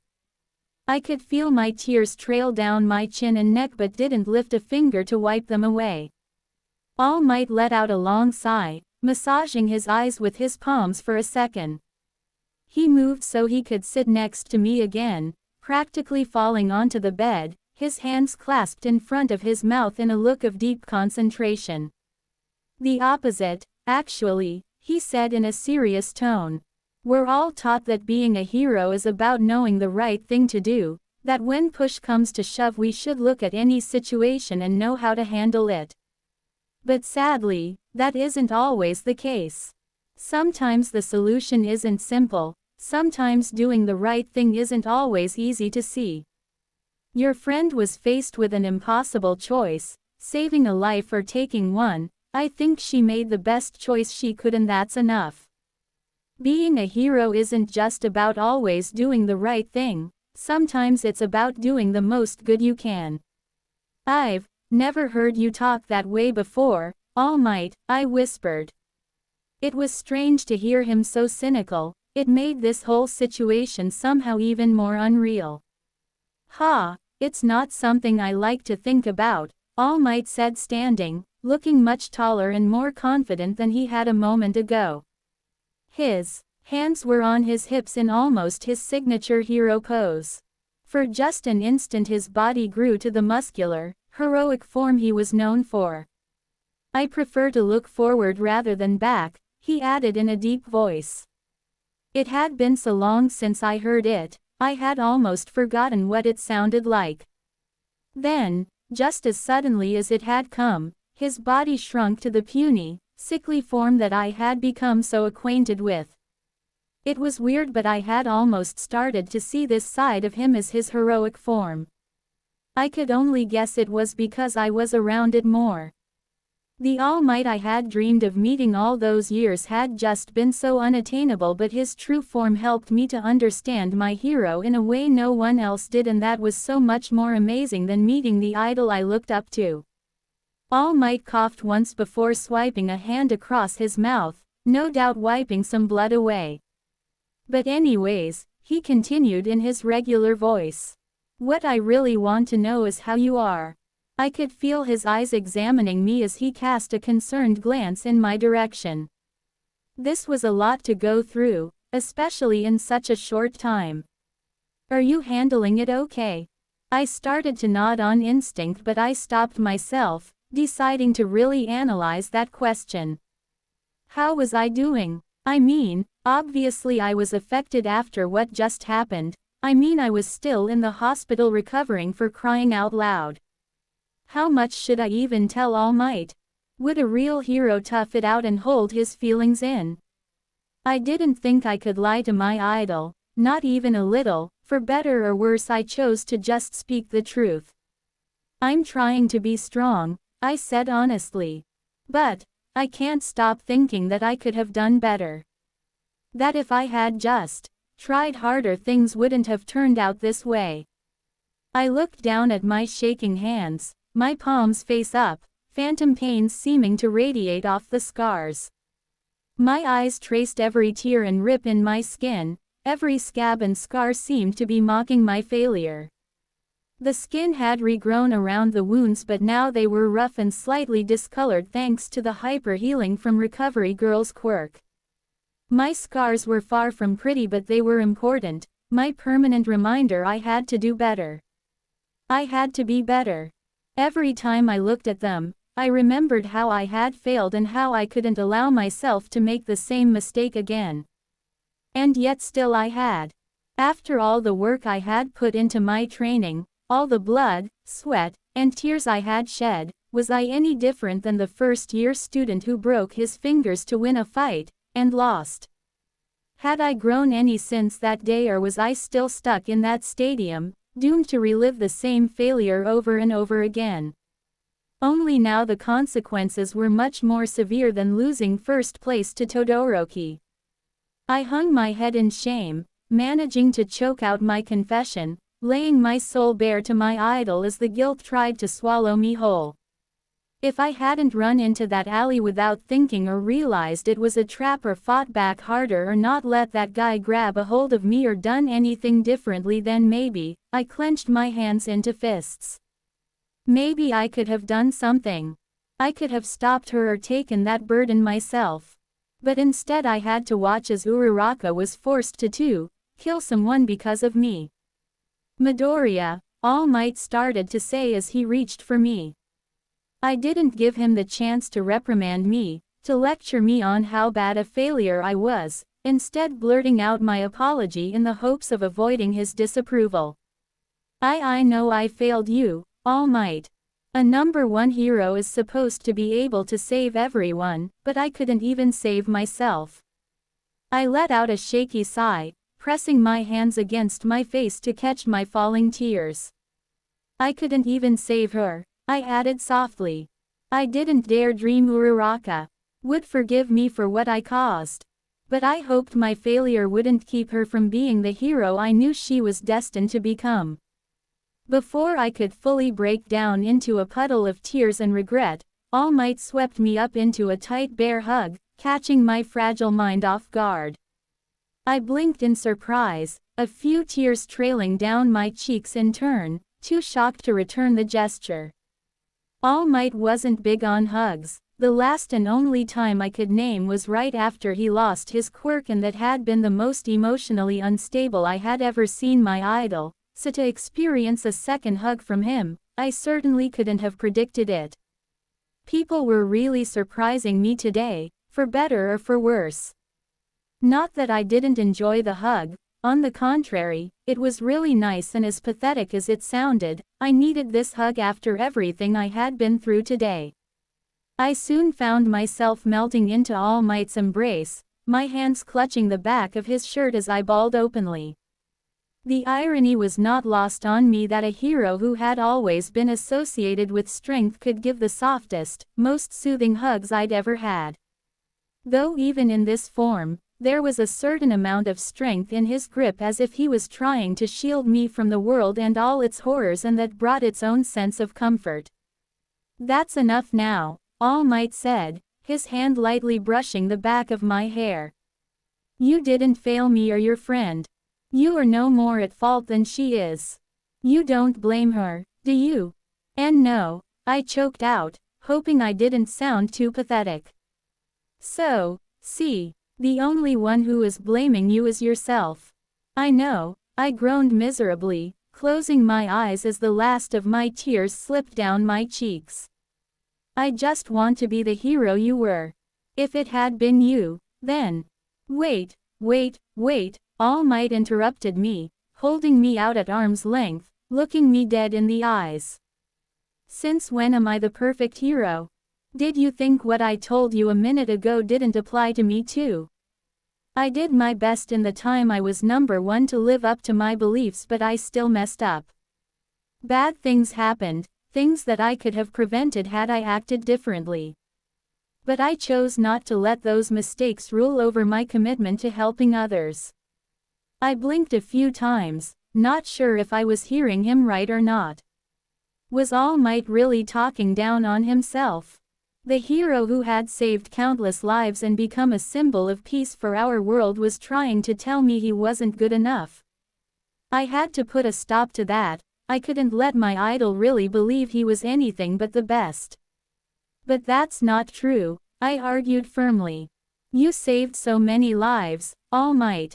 You were and still are the greatest hero who ever lived. There's no way you could have done anything as bad as what you're saying." I knew I sounded like a fanboy, but I didn't really care. All Might had already seen my collection of his memorabilia. It's not like I could get any nerdier than that. All Might let out a puff of air, his whole body seeming to grow heavier as he did so. I couldn't imagine what kind of weight the symbol of peace was carrying around with him. He seemed to be deep in thought for a moment or two, his eyes filled with pain, as if reliving whatever terrible mistakes he had made in his past, which I still didn't believe truly existed. "I appreciate the support, kid, but you're wrong in this case. To defeat All for One, I made the choice to give up my powers, to give up the mantle of the symbol of peace. I don't regret that decision, but for better or worse, I have to live with the consequences." "But All Might, you didn't have a choice. All for One started that fight. He's the reason, not you. You had to stop him. But by doing so, I won't be there to stop other villains like him," All Might argued. "That wasn't a completely decisive victory, Midoriya. The League of Villains is still out there. The world is shaken without me to protect it anymore.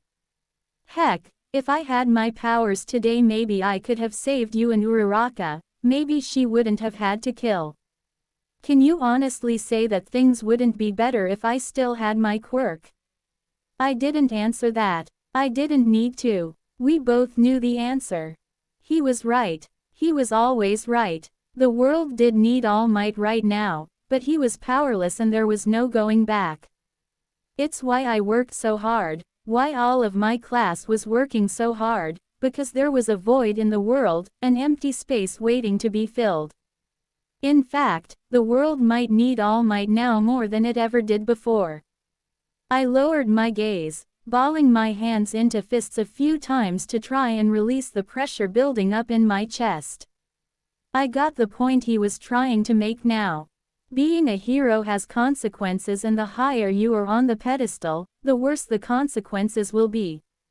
It was something I never thought of before, that me being a hero might negatively impact someone someday.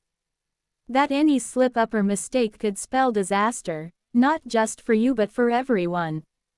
"I know that look," All Might said, giving me a scolding glare. "You're overthinking things again, aren't you?" I nodded reluctantly, seeing no point in hiding that, and he sighed, massaging his eyes with his palms. "Geez, kid, what am I gonna do with you?"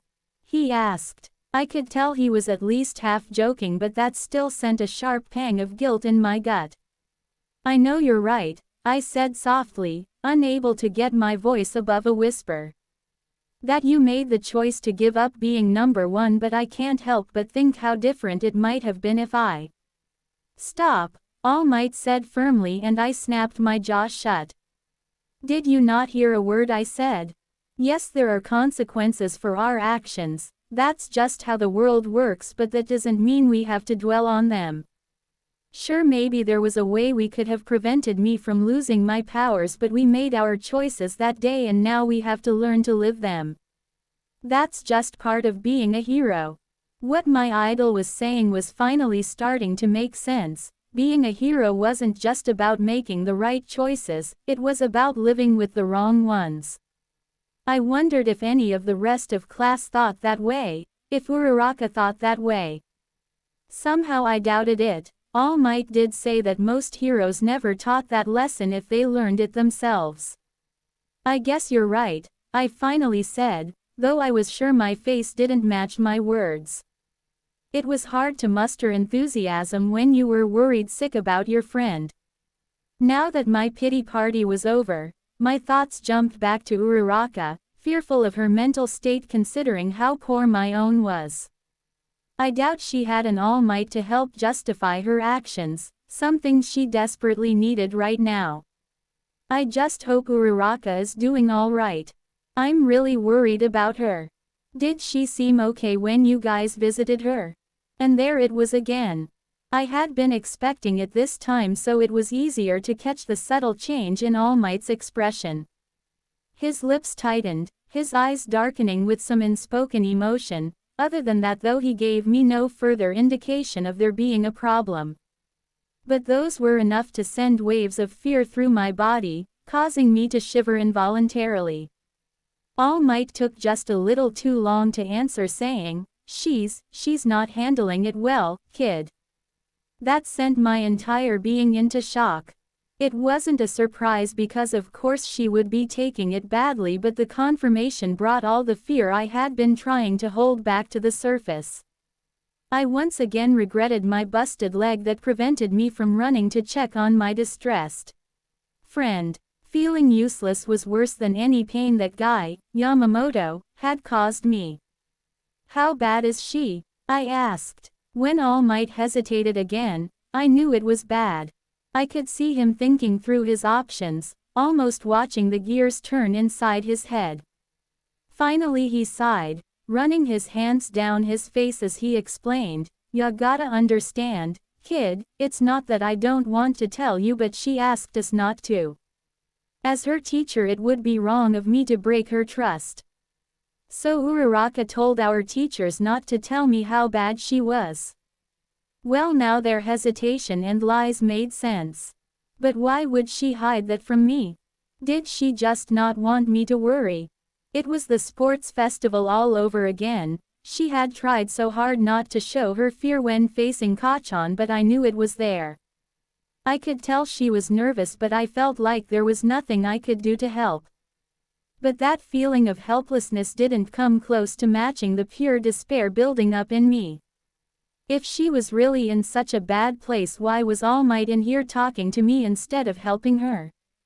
Why was Mr. Aizawa filling out paperwork when the sweetest, kindest person I had ever known was low and alone? What's wrong with her? Is she all alone? Because if she's that upset, shouldn't someone be with her? She asked for some time to think. Our hands were tied, All Might said apologetically.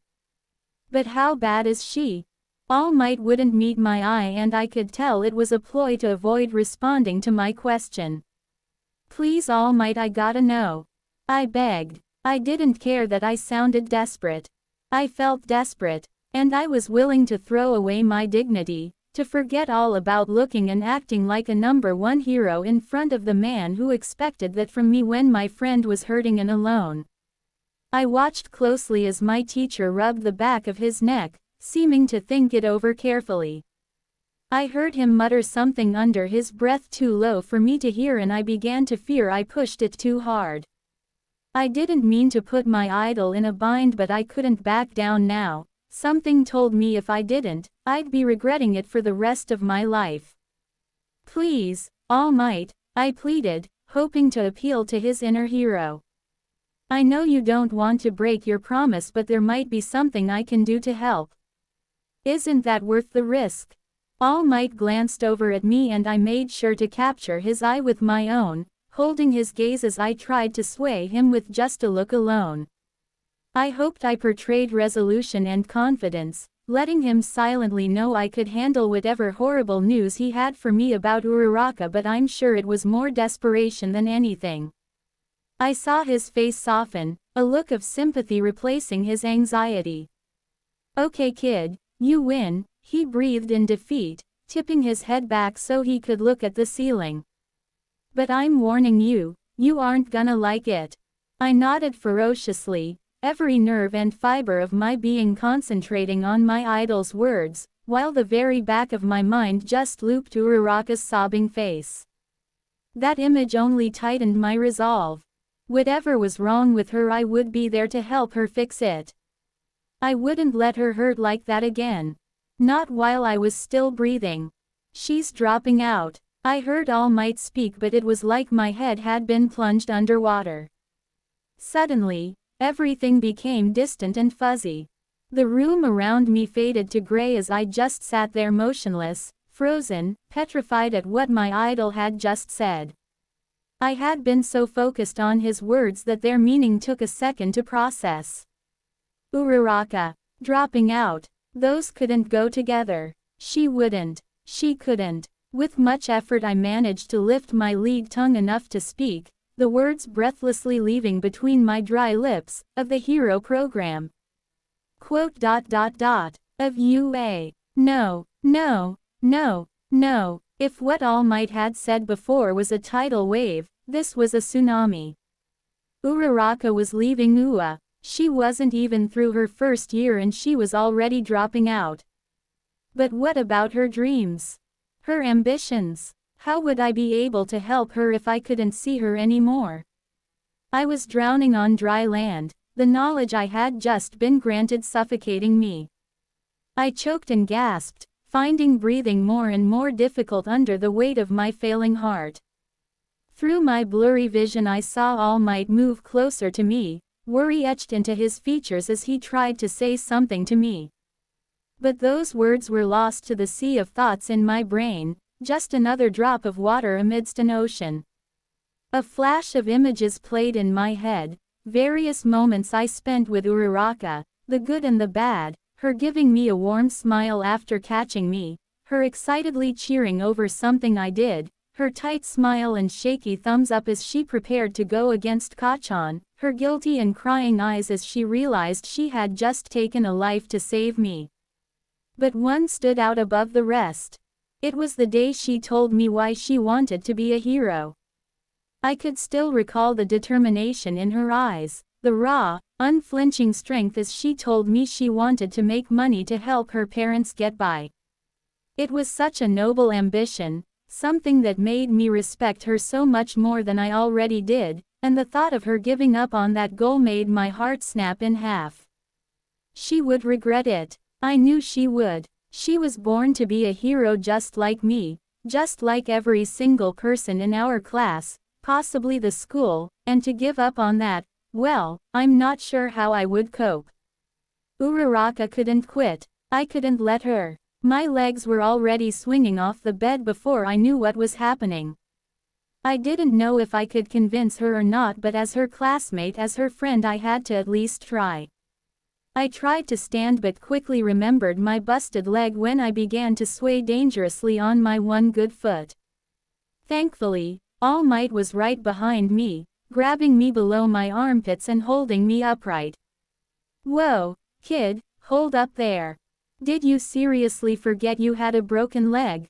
I was thankful for the balance, lifting my injured foot off the ground, before saying, sorry, I wasn't thinking. Damn right you weren't, All Might said with a sigh, though I couldn't tell if it was out of relief or annoyance. Maybe both. He gently helped me sit back down on the bed, but I didn't plan on staying there any longer. But All Might, you gotta help me. I need to talk to Uraraka. I'm the only one who can convince her to stay at UA. I can't just let her give up on her dream like that. All Might nodded. Yeah, I agree. He cringed before adding in a whisper, even though Eraserhead is gonna kill me for blabbing. His voice returned to his usual cadence as he continued. But you gotta promise me you won't do anything reckless, like trying to stand on a broken leg. I promise, I agreed, trying not to squirm in my seat. Every second that passed was another second that Uraraka was in misery. All Might seemed satisfied, and when he spoke again it was in his typical heroic vigor. Good. Then what do you need me to do? I need a wheelchair, I replied with confidence. The hospital was as busy as ever, nurses and doctors walking briskly to and fro, eager to get to their next patient, although not in such a hurry that they couldn't help but spare a suspicious glance my way. I knew I had to look aside. My skin felt clammy and uncomfortable, my wrapped leg was aching badly from where I tried to stand, and my heart was racing so quickly that I was sure everyone in the hospital must have been able to hear it.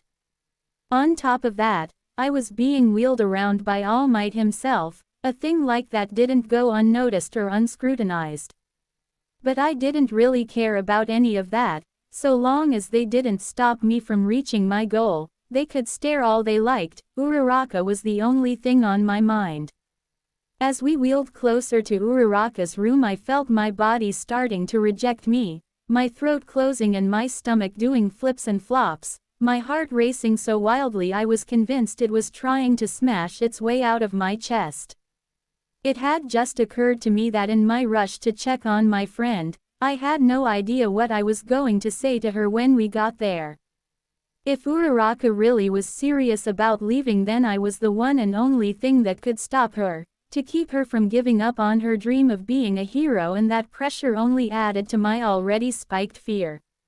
Normally I went in with some kind of plan, already playing out a few scenarios in my head, just in case, but this time I had nothing. Planning ahead was a comfort mechanism for me. I knew it was, even if things went south, to have some kind of idea of what I was getting into, even in my own head, brought me a sense of relief and confidence. But now I had been stripped of that comfort. I was going in completely blind, and thanks to my frazzled nerves I hadn't the slightest clue what Uraraka was going to say when we got there. All Might suddenly brought us to a stop, causing me to jump involuntarily. A door was in front of us, just one like all the others, but I wasn't fooled by its simple appearance. I knew what happened beyond this point would change mine and Uraraka's future. All Might reached for the doorknob but hesitated for a second, looking down at me and asking, "You ready?" I licked my dry lips before steeling my face as much as possible, nodding in response. "Open it," I said with a confidence I very much wish I felt.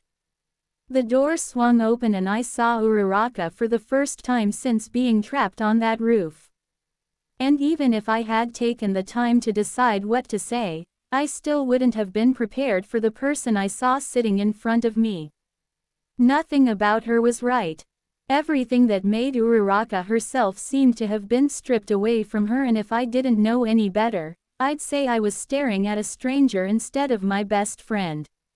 She sat on her bed, gazing mindlessly out the window, her legs curled up into herself, her head resting on her knees, and it made her look so small and fragile that my heart ached for her. Her eyes were blank and empty, lacking any charm or laughter or joy. All that was left was just dull nothingness. Thick bags hung under her eyes, making it look as if she hadn't slept in years. Her whole body seemed slumped over as if being pressed down by a massive weight, and I had a feeling her guilt had become a tangible force that she was trying to grapple on her own. Despite how stoic and tired she seemed, I could tell her mind was a completely different story. Her fingers were twitching and flexing against her legs, and her eyebrows were furrowed so deeply that I was afraid they'd leave permanent lines on her forehead. Uraraka had always radiated positive energy everywhere she went, her kindness and confidence spreading to me and the rest of class like a virus. But now it was like all her energy and life had been sucked out of her, leaving her a shell of herself, a corpse walking in her skin. On top of the mental abuse she was no doubt subjecting herself to, I finally saw the full extent of what she had physically endured during our kidnapping. Several cuts and bruises littering her skin, her wrists bandaged from the tight restraints she had somehow struggled out of, a large welt on her forehead from where the villain had cruelly slammed her head into concrete, and several gauze wrappings from where her skin had been scraped off from her tussle with Yamamoto. And somehow her wounds hurt me more than my broken leg. Because I knew how to endure pain, it was a struggle I had become accustomed to, it was both my punishment for failure and my constant motivation to get stronger. But for Uraraka, it was just a constant reminder of what she had suffered through, and she didn't need any more reminders of that. I couldn't help but cringe at the sight of her, my heart shattering into a million pieces as I saw just how badly my friend had fallen. All Might and Mr. Aizawa had been understating when they told me she wasn't taking it well. Uraraka was in a far worse condition than anything my overactive mind could have imagined, and I had no idea where I could begin to repair the damage done to her. She hadn't seemed to have noticed me yet, so I cleared my throat to try and gain her attention, but all she did was look over at me with those dead, lifeless eyes, and I nearly choked. It was wrong. It was so wrong. The Uraraka I knew would never look at me like that. All I had ever seen on her face since the day we met were smiles and bright, sparkling eyes. Despite myself, I cursed Yamamoto for doing this to her, for taking my friend away from me, for breaking her and leaving me to put the pieces back together.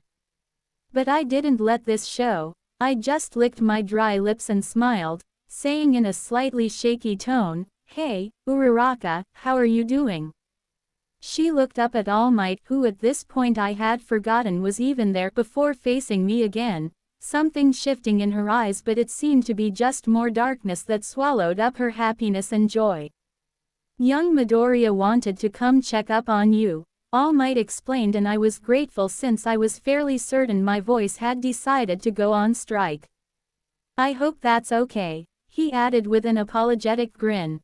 Uraraka shrugged before going back to staring out the window. "Sure," she said blankly. I looked up at my mentor, who looked down at me, our faces displaying mutual levels of concern. It seemed neither of us knew what to do now that we were here, so at least I wasn't alone, even if the thought of All Might being just as lost as I was should have terrified me. "Uraraka, are you okay?" I asked, begging for some kind of answer, but all I got was a half-hearted shrug. It seemed I had encountered my first obstacle, getting her to open up. So with my problem presented, I did what I did best. I forced my brain to focus as I formulated a plan. I knew Uraraka better than anyone, so how did I get her to talk to me? Uraraka was one for hiding her negative emotions around people, especially those she didn't know that well, so it seemed my best bet was to get her alone. Maybe then I could get her to break down her walls a little and speak to me. So I gave my wheelchair a little push forward, just out of All Might's grip, before looking back to him and giving him a confident grin, letting him silently know I was good on my own. My mentor didn't seem to like that idea too much, but he respected my wishes, saying, "Well, I'll let you two catch up. I'm sure Aizawa could use some help with the paperwork. Call me if you need me, okay?" I nodded, letting out a small, "Thank you," in response. And with that the door closed and I was alone with Uraraka. A few seconds of silence seemed to stretch on for infinity, and any expectations I had that she would open up to me naturally became a pipe dream. It was clear Uraraka was committed to ignoring me, keeping her back to me, her attention glued to the more interesting window. Or at least, that's what she wanted me to believe, since I caught her glancing at me multiple times from the corner of her eye. I tried not to let this discourage me, steeling myself as I wheeled myself to her bedside. From there I gathered up all my courage and strength, focusing every atom in my body solely on my friend. Uraraka, I know you're not okay, I said in the most sympathetic and kindest tone I had in me. It came pretty naturally, it was easy to care when Uraraka was involved. And I know you're going through so much right now. But please don't shut me out. I can help you, or at least try to. I still got no response, though I saw her eyes flood with unshed tears. Please, Uraraka, you shouldn't have to suffer alone, I added. Her hands tightened around her legs, clenching so hard her knuckles went white and I was afraid there might be a bruise there tomorrow. For a second, I hesitated, worrying I'd gone too far, but I quickly shrugged it off. I couldn't leave without at least getting an answer out of her, or that lifeless look would haunt me for the rest of my life. Please, I begged, placing a hand over hers. Uraraka flinched, though I had no clue if it was from my touch or choked tone. Stop, she finally whispered, her voice a cold monotone, so unlike anything my Uraraka would ever say. Just stop. Once I was over my shock, I processed what she said. It was a confusing response, one I couldn't help but prompt for an answer, asking, stop what? My brain scrambled to try and find where I went wrong, finally settling on one conclusion. I know I don't know exactly what you're going through, but I was there, so I at least know why you're. No, Uraraka interrupted, her voice uncharacteristically sharp. She finally turned to face me and I saw her eyes were red from crying, tears staining her cheeks. Stop caring. I don't deserve it. I don't deserve it. Her fingers flailed through her hair, gripping tightly until she was pulling it from her roots.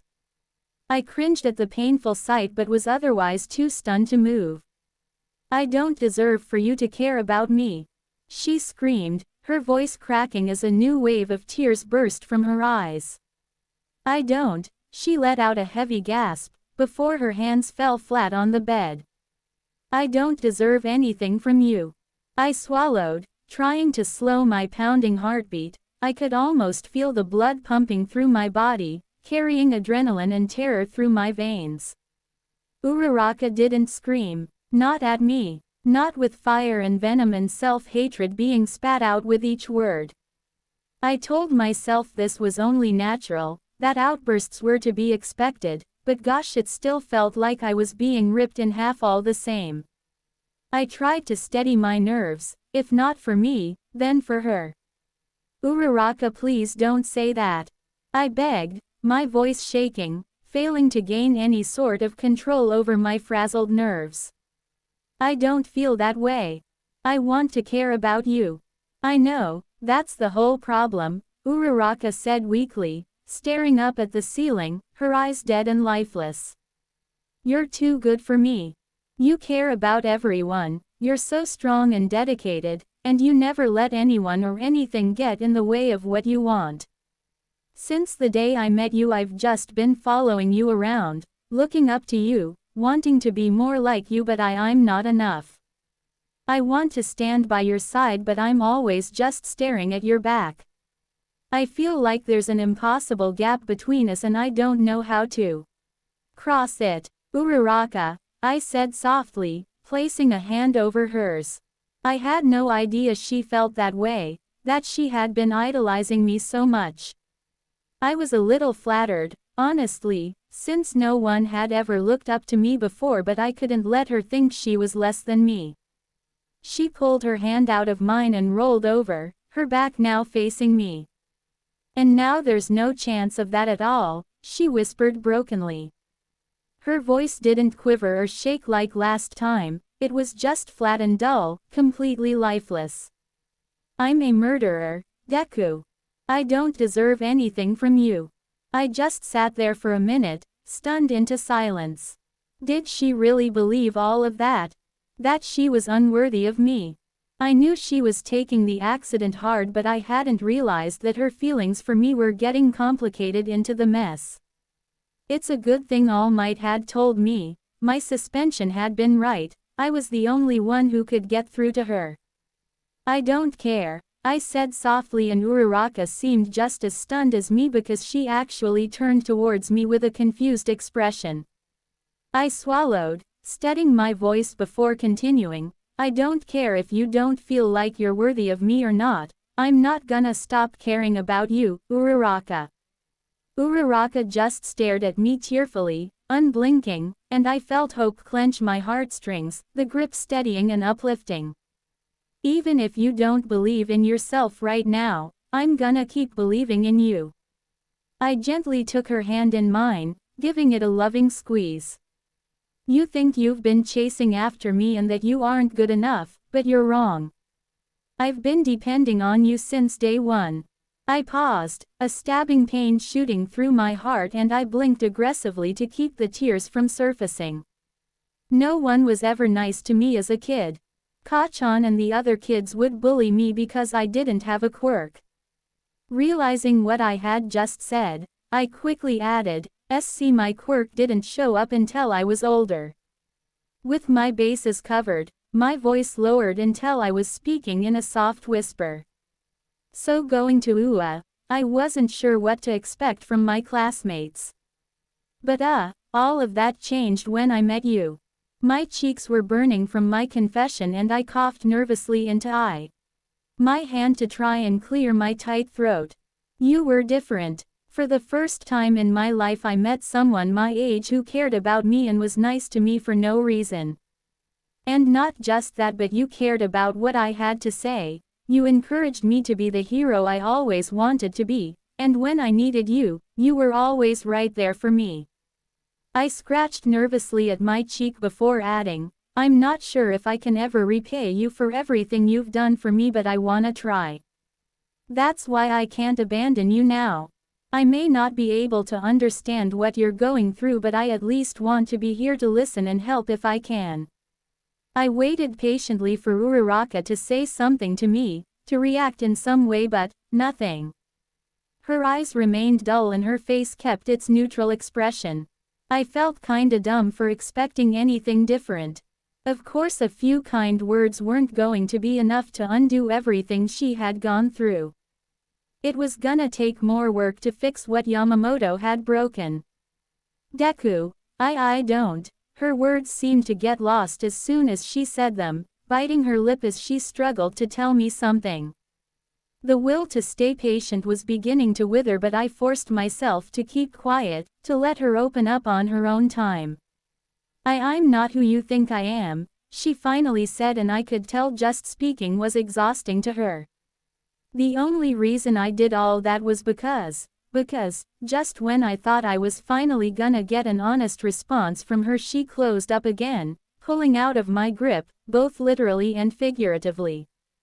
It doesn't matter. Nothing matters anymore. I'm not going to see you again anyways, so what does it matter how I feel? Her fist smacked against the sides of her head as she spoke, like she was trying to force the thoughts out, trying to silence the secret written on her heart. Tears were freely flowing now, breaking with her effort to conceal them from me. Of course it matters, I argued, rising slightly from my chair, using her bed to support my weight. My leg ached from the effort, groaning at me in protest, but it was worth it as I leaned in closer to my hurt friend. You matter, Uraraka. Please don't shut me out. Just talk to me. I can't. I just can't. She pressed her hands over her eyes in some feeble attempt to stop the tears, or maybe it was to hide her face, I'd probably never know. I can't let you be around me anymore. I'll just drag you down with me. She was full body shuddering now. It looked painful. I don't want you to get hurt. Hurt me. Uraraka, you saved me. I praised. I hoped this worked. That this snapped her out of her dark thoughts, helped her regain control of herself. I would be dead right now if not for you. You could never hurt me. She shook her head violently, nearly headbutting me in the process, though I doubted she noticed. Stop it, she screamed, sounding desperate. I couldn't decide if that was good or bad.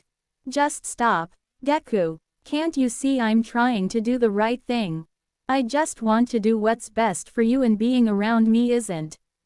I had had enough. I wouldn't listen to this a second longer. I forced myself to stand all the way up, sharp pains shooting through my leg, as I grabbed her by the shoulders and looked into her tear-filled eyes. Maybe, but that's not your choice to make, I said, louder than I meant to. Uraraka stopped, just staring at me with those red, puffy eyes. I took in a breath before continuing in a quieter tone.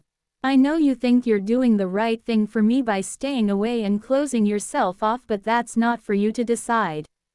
It's my choice. And I want to be here with you, Uraraka. I wouldn't have come here if I didn't. I wouldn't have come if I wasn't willing to face whatever happens next with you. I paused, realizing I may have come on too strong, that I had taken away her choice to decide, the very thing I was ironically arguing against, and I added, look, if you really want to be alone, for me to go so you can face all this by yourself, then just say so and I'll go. But I know that isn't what you want, and I know you know it too. You want my help, I can see it in your eyes. So, please, just let me help you. The second the words left my mouth, I saw Uraraka's will break. The effort she was using to hold herself back seemed to vanish in an instant.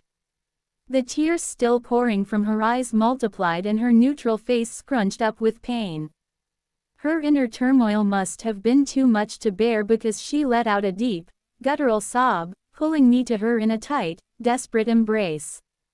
She sobbed into my chest, mirroring our experience on the roof, but somehow this felt different.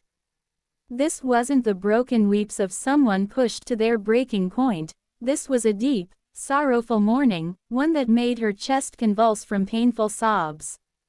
My entire body was now on the bed with her, my leg throbbing from the effort it had taken to stand, my body twisted at an awkward angle, my top half trapped in her crushing grip, while my bottom half was turned towards the side, my feet dangling off the edge of the hospital bed.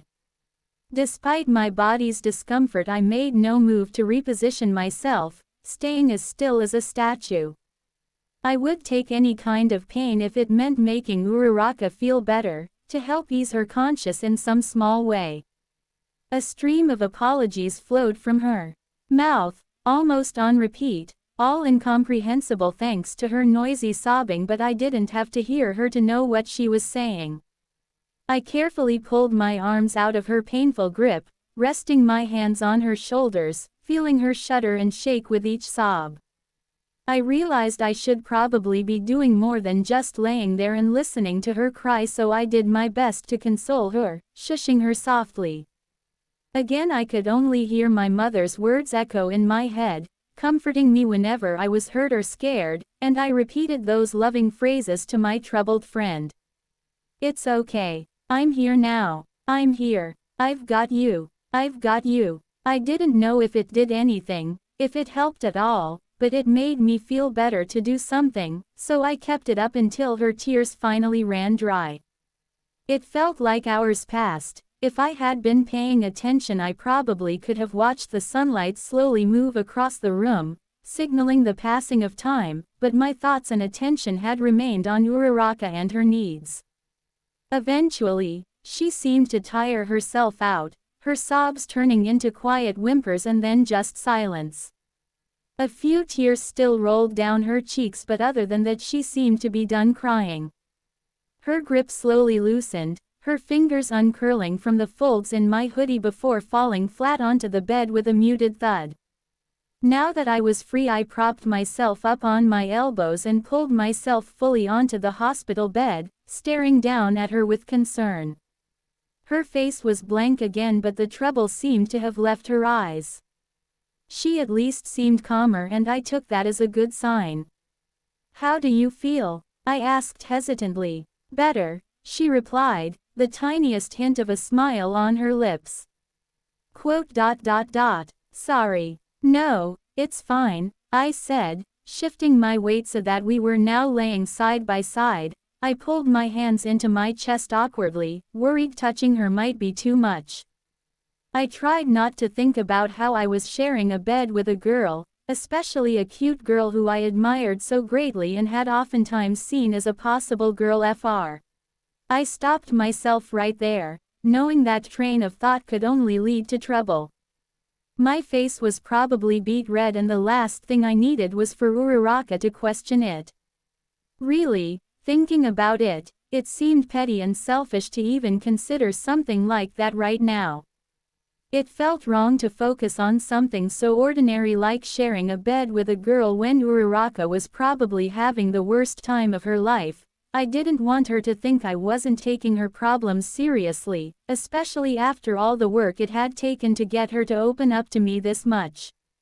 I told the teachers I wanted to leave UA, she confessed, her eyes dropping with shame.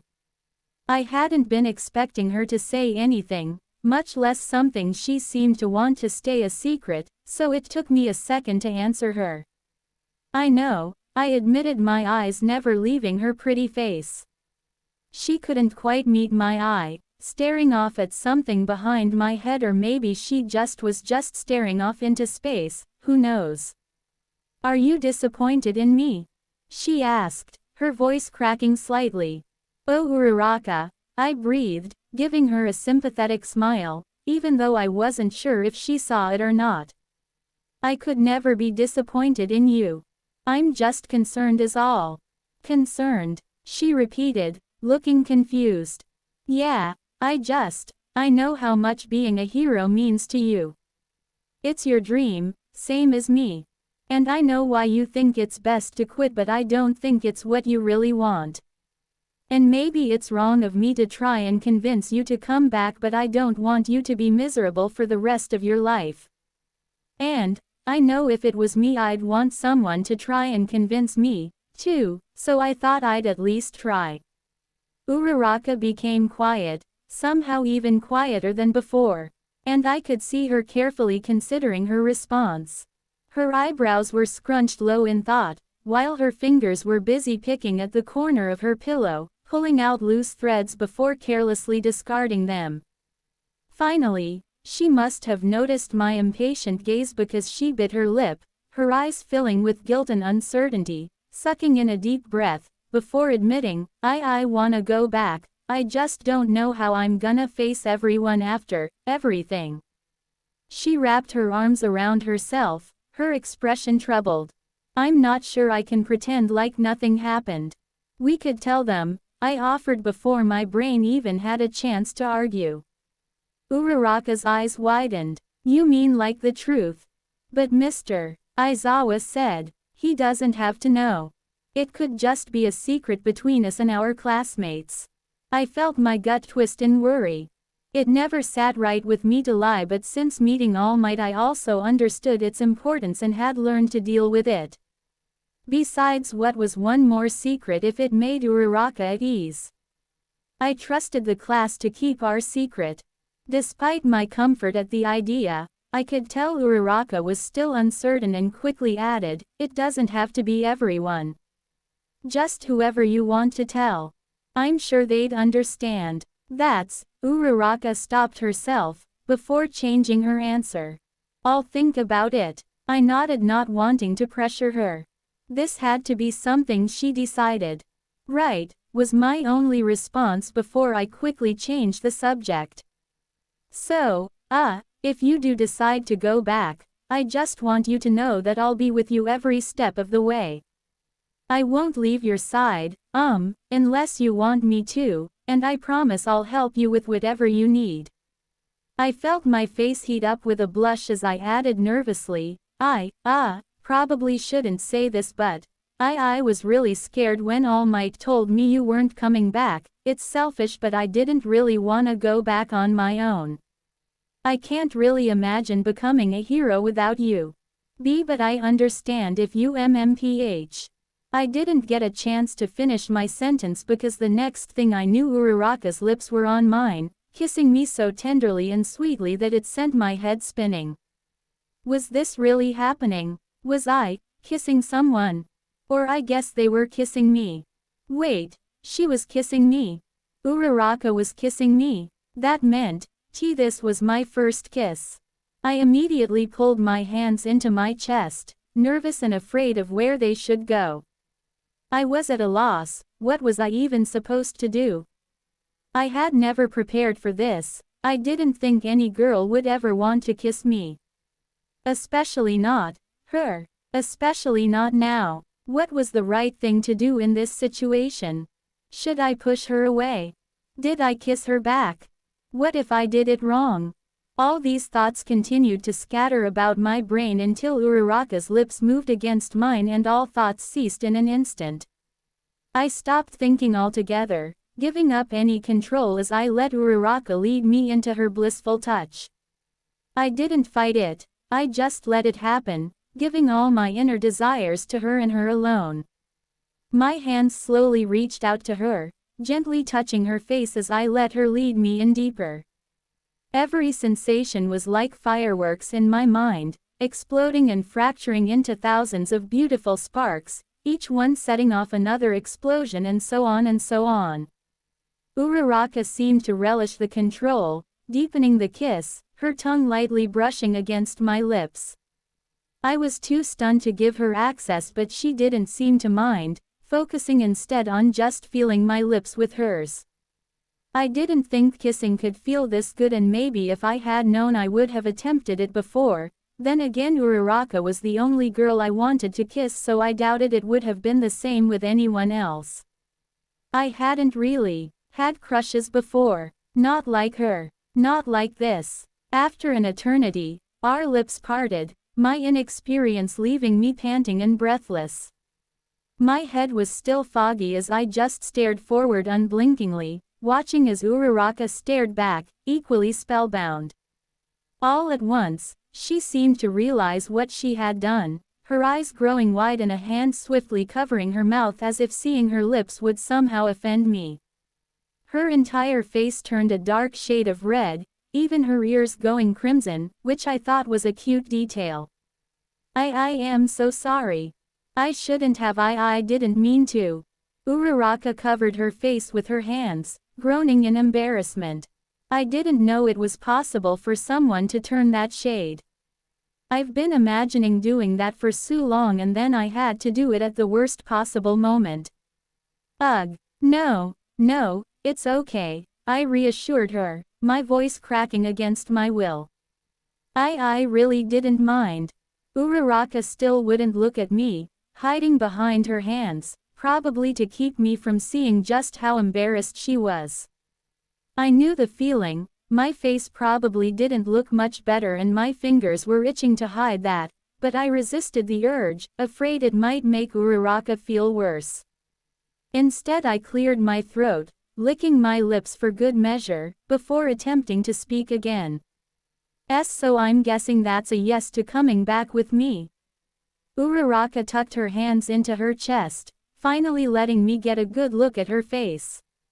Her blush was now only in her cheeks, making them glow rosy, a cute color I had to admit. She still looked uncomfortable, but much less so than she had been a few minutes ago. Maybe I really was helping. I still don't feel like I deserve it, she told me, her voice soft and her eyes radiating guilt. But then she blinked and it was gone, like a ghost of an emotion, there but not always seen. But if I run away now, then I'll never stop feeling that way. I'll go the rest of my life believing that that is all I am. I'm scared, but I have to go back. If only to see if I really am a hero or even still deserve to be one. I smiled, relieved to see the remnants of my old friend were still there. That sounded like the old Uraraka, and just knowing she wasn't lost filled me with so much joy I almost burst into tears right there. Instead I just said, "You have no idea how happy I am to hear you say that." Uraraka looked away shyly, and I could tell this time it wasn't from guilt. "So, are we in this together then?" It felt more like a plea than a question, and I responded with an immediate, "Always." She let out a small chuckle, half breathing, half laughing, before nervously extending a pinky to me. I stared at it in confusion for a second before realizing what she wanted and slowly held out my own. Our fingers wrapped around each other at the same time, her grip surprising strong and possessive, not that I blamed her. Every part of her must be afraid to lose me after what happened on that roof. I made my own promise to myself, swearing I would never give her reason to worry like that again. I didn't want to let go and apparently neither did she, the two of us just laying there, staring at our wrapped pinkies. It was crazy how much I enjoyed her touch, even as little as this contact made my heart do all kinds of flips and flops in my chest. Slowly my eyes rose to her face, taken aback to see her already staring at me. Her eyes were peaceful. This was probably the happiest I had seen her since this morning. Though I thought I could detect a longing in there, too. Without warning I remembered our kiss. The feeling of her lips capturing and leading mine into a graceful dance was thrilling and not unwanted. I wondered if her lips would taste the same a second time. Should I even try it? She was still so hurt. Would it be right for me to try and force something like that on her? Was a relationship even plausible right now? Her eyes seemed to be beckoning me closer, but I was afraid to move. Afraid of damaging what we had, of somehow breaking her more. It was stupid, but the fear was real. Can I began breathlessly, moving just an inch closer, no more. Would it be all right if I? Her gaze softened and she smiled at me, nodding ever so slightly. Hesitantly, I leaned over, pressing my lips to hers. Unlike last time, I was in control and I fumbled a bit trying to figure out what to do. My kiss was gentle, barely grazing her lips, but as the kiss went on I grew more confident. Uraraka pushed back, seeming to encourage me to go farther, and I kissed back harder. It wasn't perfect, but I soon found my footing, kissing her confidently but delicately. The kiss could have gone longer if not for the door loudly slamming open and a familiar voice screamed, "Uraraka, are you in here?" I screamed and quickly separated from Uraraka, and she did the same. Ashido smiled at us from the doorway, holding a large bouquet of flowers. "Oh, good you are. And Deku's here too," she said in her typical upbeat tone. Ashido leaned back, shouting to someone outside our range of vision. "Hey guys, they're in here and they're sharing a bed." "Hey Ashido!" Uraraka screamed in panic, her cheeks turning a deep red. Mine probably did too, but I was more focused on who all had come with her to get too embarrassed. I could hear a loud stampede of footsteps spring for the door before my entire class squeezed into Uraraka's tiny hospital room. They were all carrying some kind of gift for me or Uraraka. Mostly flowers or chocolates, all except for Kachan, his arms crossed bitterly as Kirishima dragged him in by his shirt. As expected, no classmate's gift was the same. Todoroki had a very simple card written in what looked like a haiku. Mezzo had used a dupli arm to hold 4 bundles of balloons, and there were probably close to 30 altogether. Aoyama, being the flashy guy he was, had picked out the brightest flowers available, and I had to look away after they started to hurt my eyes. Sato had made a double-layered chocolate cake that read, "Get well soon," and my mouth started to water the second my eyes landed on it, reminding me I hadn't eaten all day. OMG, they actually are sharing a bed. Toru gasped. Momo covered her mouth, her cheeks flushing. Scandalous. Ashido, please refrain from shouting such personal information in public. Iida cut in, his arm chopping the air up and down robotically. Good old Iida, always coming to our defense.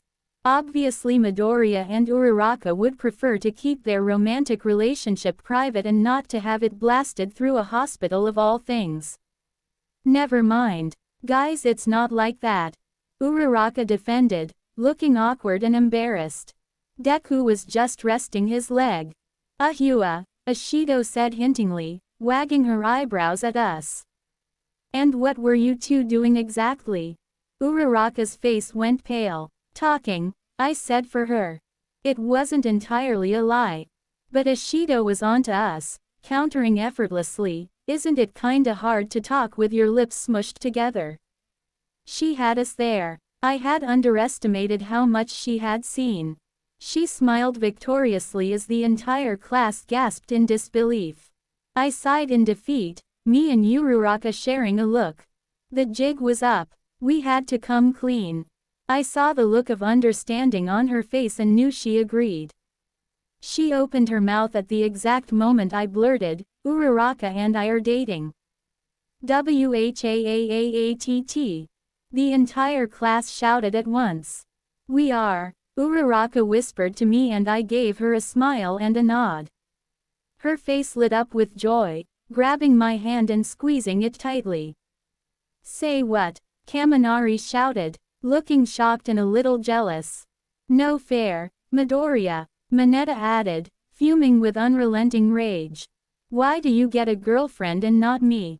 Or me? Kaminari added sadly. Stop making it about you two, Juro scolded, shooting them both disapproving looks. Maybe if you were more respectful like Midoriya you wouldn't be sad and alone. Both boys looked close to tears at that, hanging their heads in shame. Ouch, Juro, why you gotta be so mean? Kaminari whined pathetically. How long has this been going on? Tokiyami asked, ignoring the whole fiasco going on from our other classmates.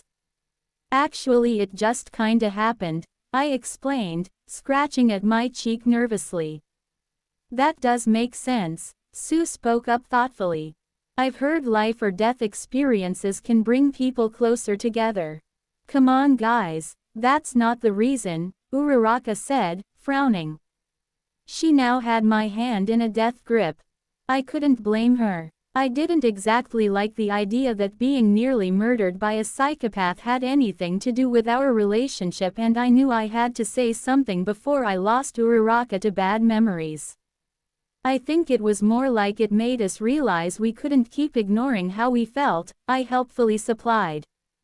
This did seem to calm her a bit, her gaze softening and her grip returning to normal, much to the relief of my hand. I had broken it enough times that the bones could sometimes ache when agitated. Speaking of which, what happened to you two? Ashido screamed, bringing the subject back on point and off of me and Uraraka, which was appreciated. All the teacher said was there was some kind of accident and you two were in the hospital. You better not have gotten your ass kicked, you damn nerd. Kachan yelled, looking like he was ready to kill something, namely me. Dude, why do you even care? Kaminari asked suspiciously, holding him by the back of the shirt, probably to keep him from pummeling me. Please everyone be quiet, this is a hospital, people are trying to rest. Iida commanded, though it didn't really mean much when he was louder than all of us combined. I cringed, casting a nervous glance at Uraraka.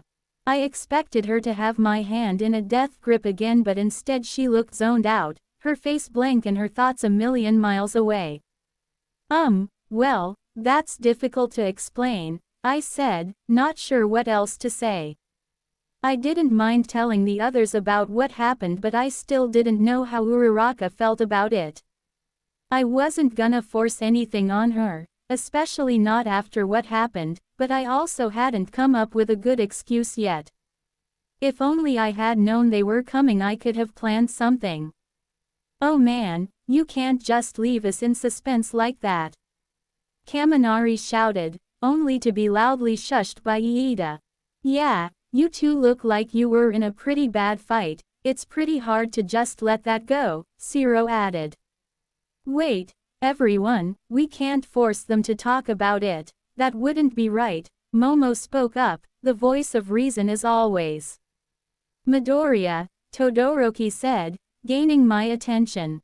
He had been silent since he got here and to be singled out by him caught me off guard. You once helped me through a difficult time in my life and if it's all the same to you, I'd like to return the favor. But the choice is yours. I will respect your decision either way. The entire room went silent, everyone just staring at Todoroki in surprise. None of us had been expecting that, it seemed, though Todoroki didn't seem to notice the attention was on him now, just staring ahead blankly. Thanks, Todoroki. I could feel the tension in the room becoming awkward, but I still wasn't sure what to say. Clearly everyone was waiting for me, Uraraka included. I was never that great at stuff like this and I felt completely helpless as everyone's stares burned into me. I don't want to do it unless Uraraka's okay with it, I finally said, shifting uncomfortably, hoping Uraraka wouldn't blame me for putting it all on her. But surprisingly, her answer was immediate. It's fine, Deku. You can tell them. Are you sure? I asked, searching her face for an answer. I didn't want to make her feel pressured. I was willing to wait and make up some lie or excuse as soon as I thought of one if it kept her from hurting. But when her eyes met mine, I knew it was what she wanted. She still looked fearful, uncomfortable, but I could see the determination there, the resolve to move forward and heal. I have to face this, Deku. Might as well get it over with, right?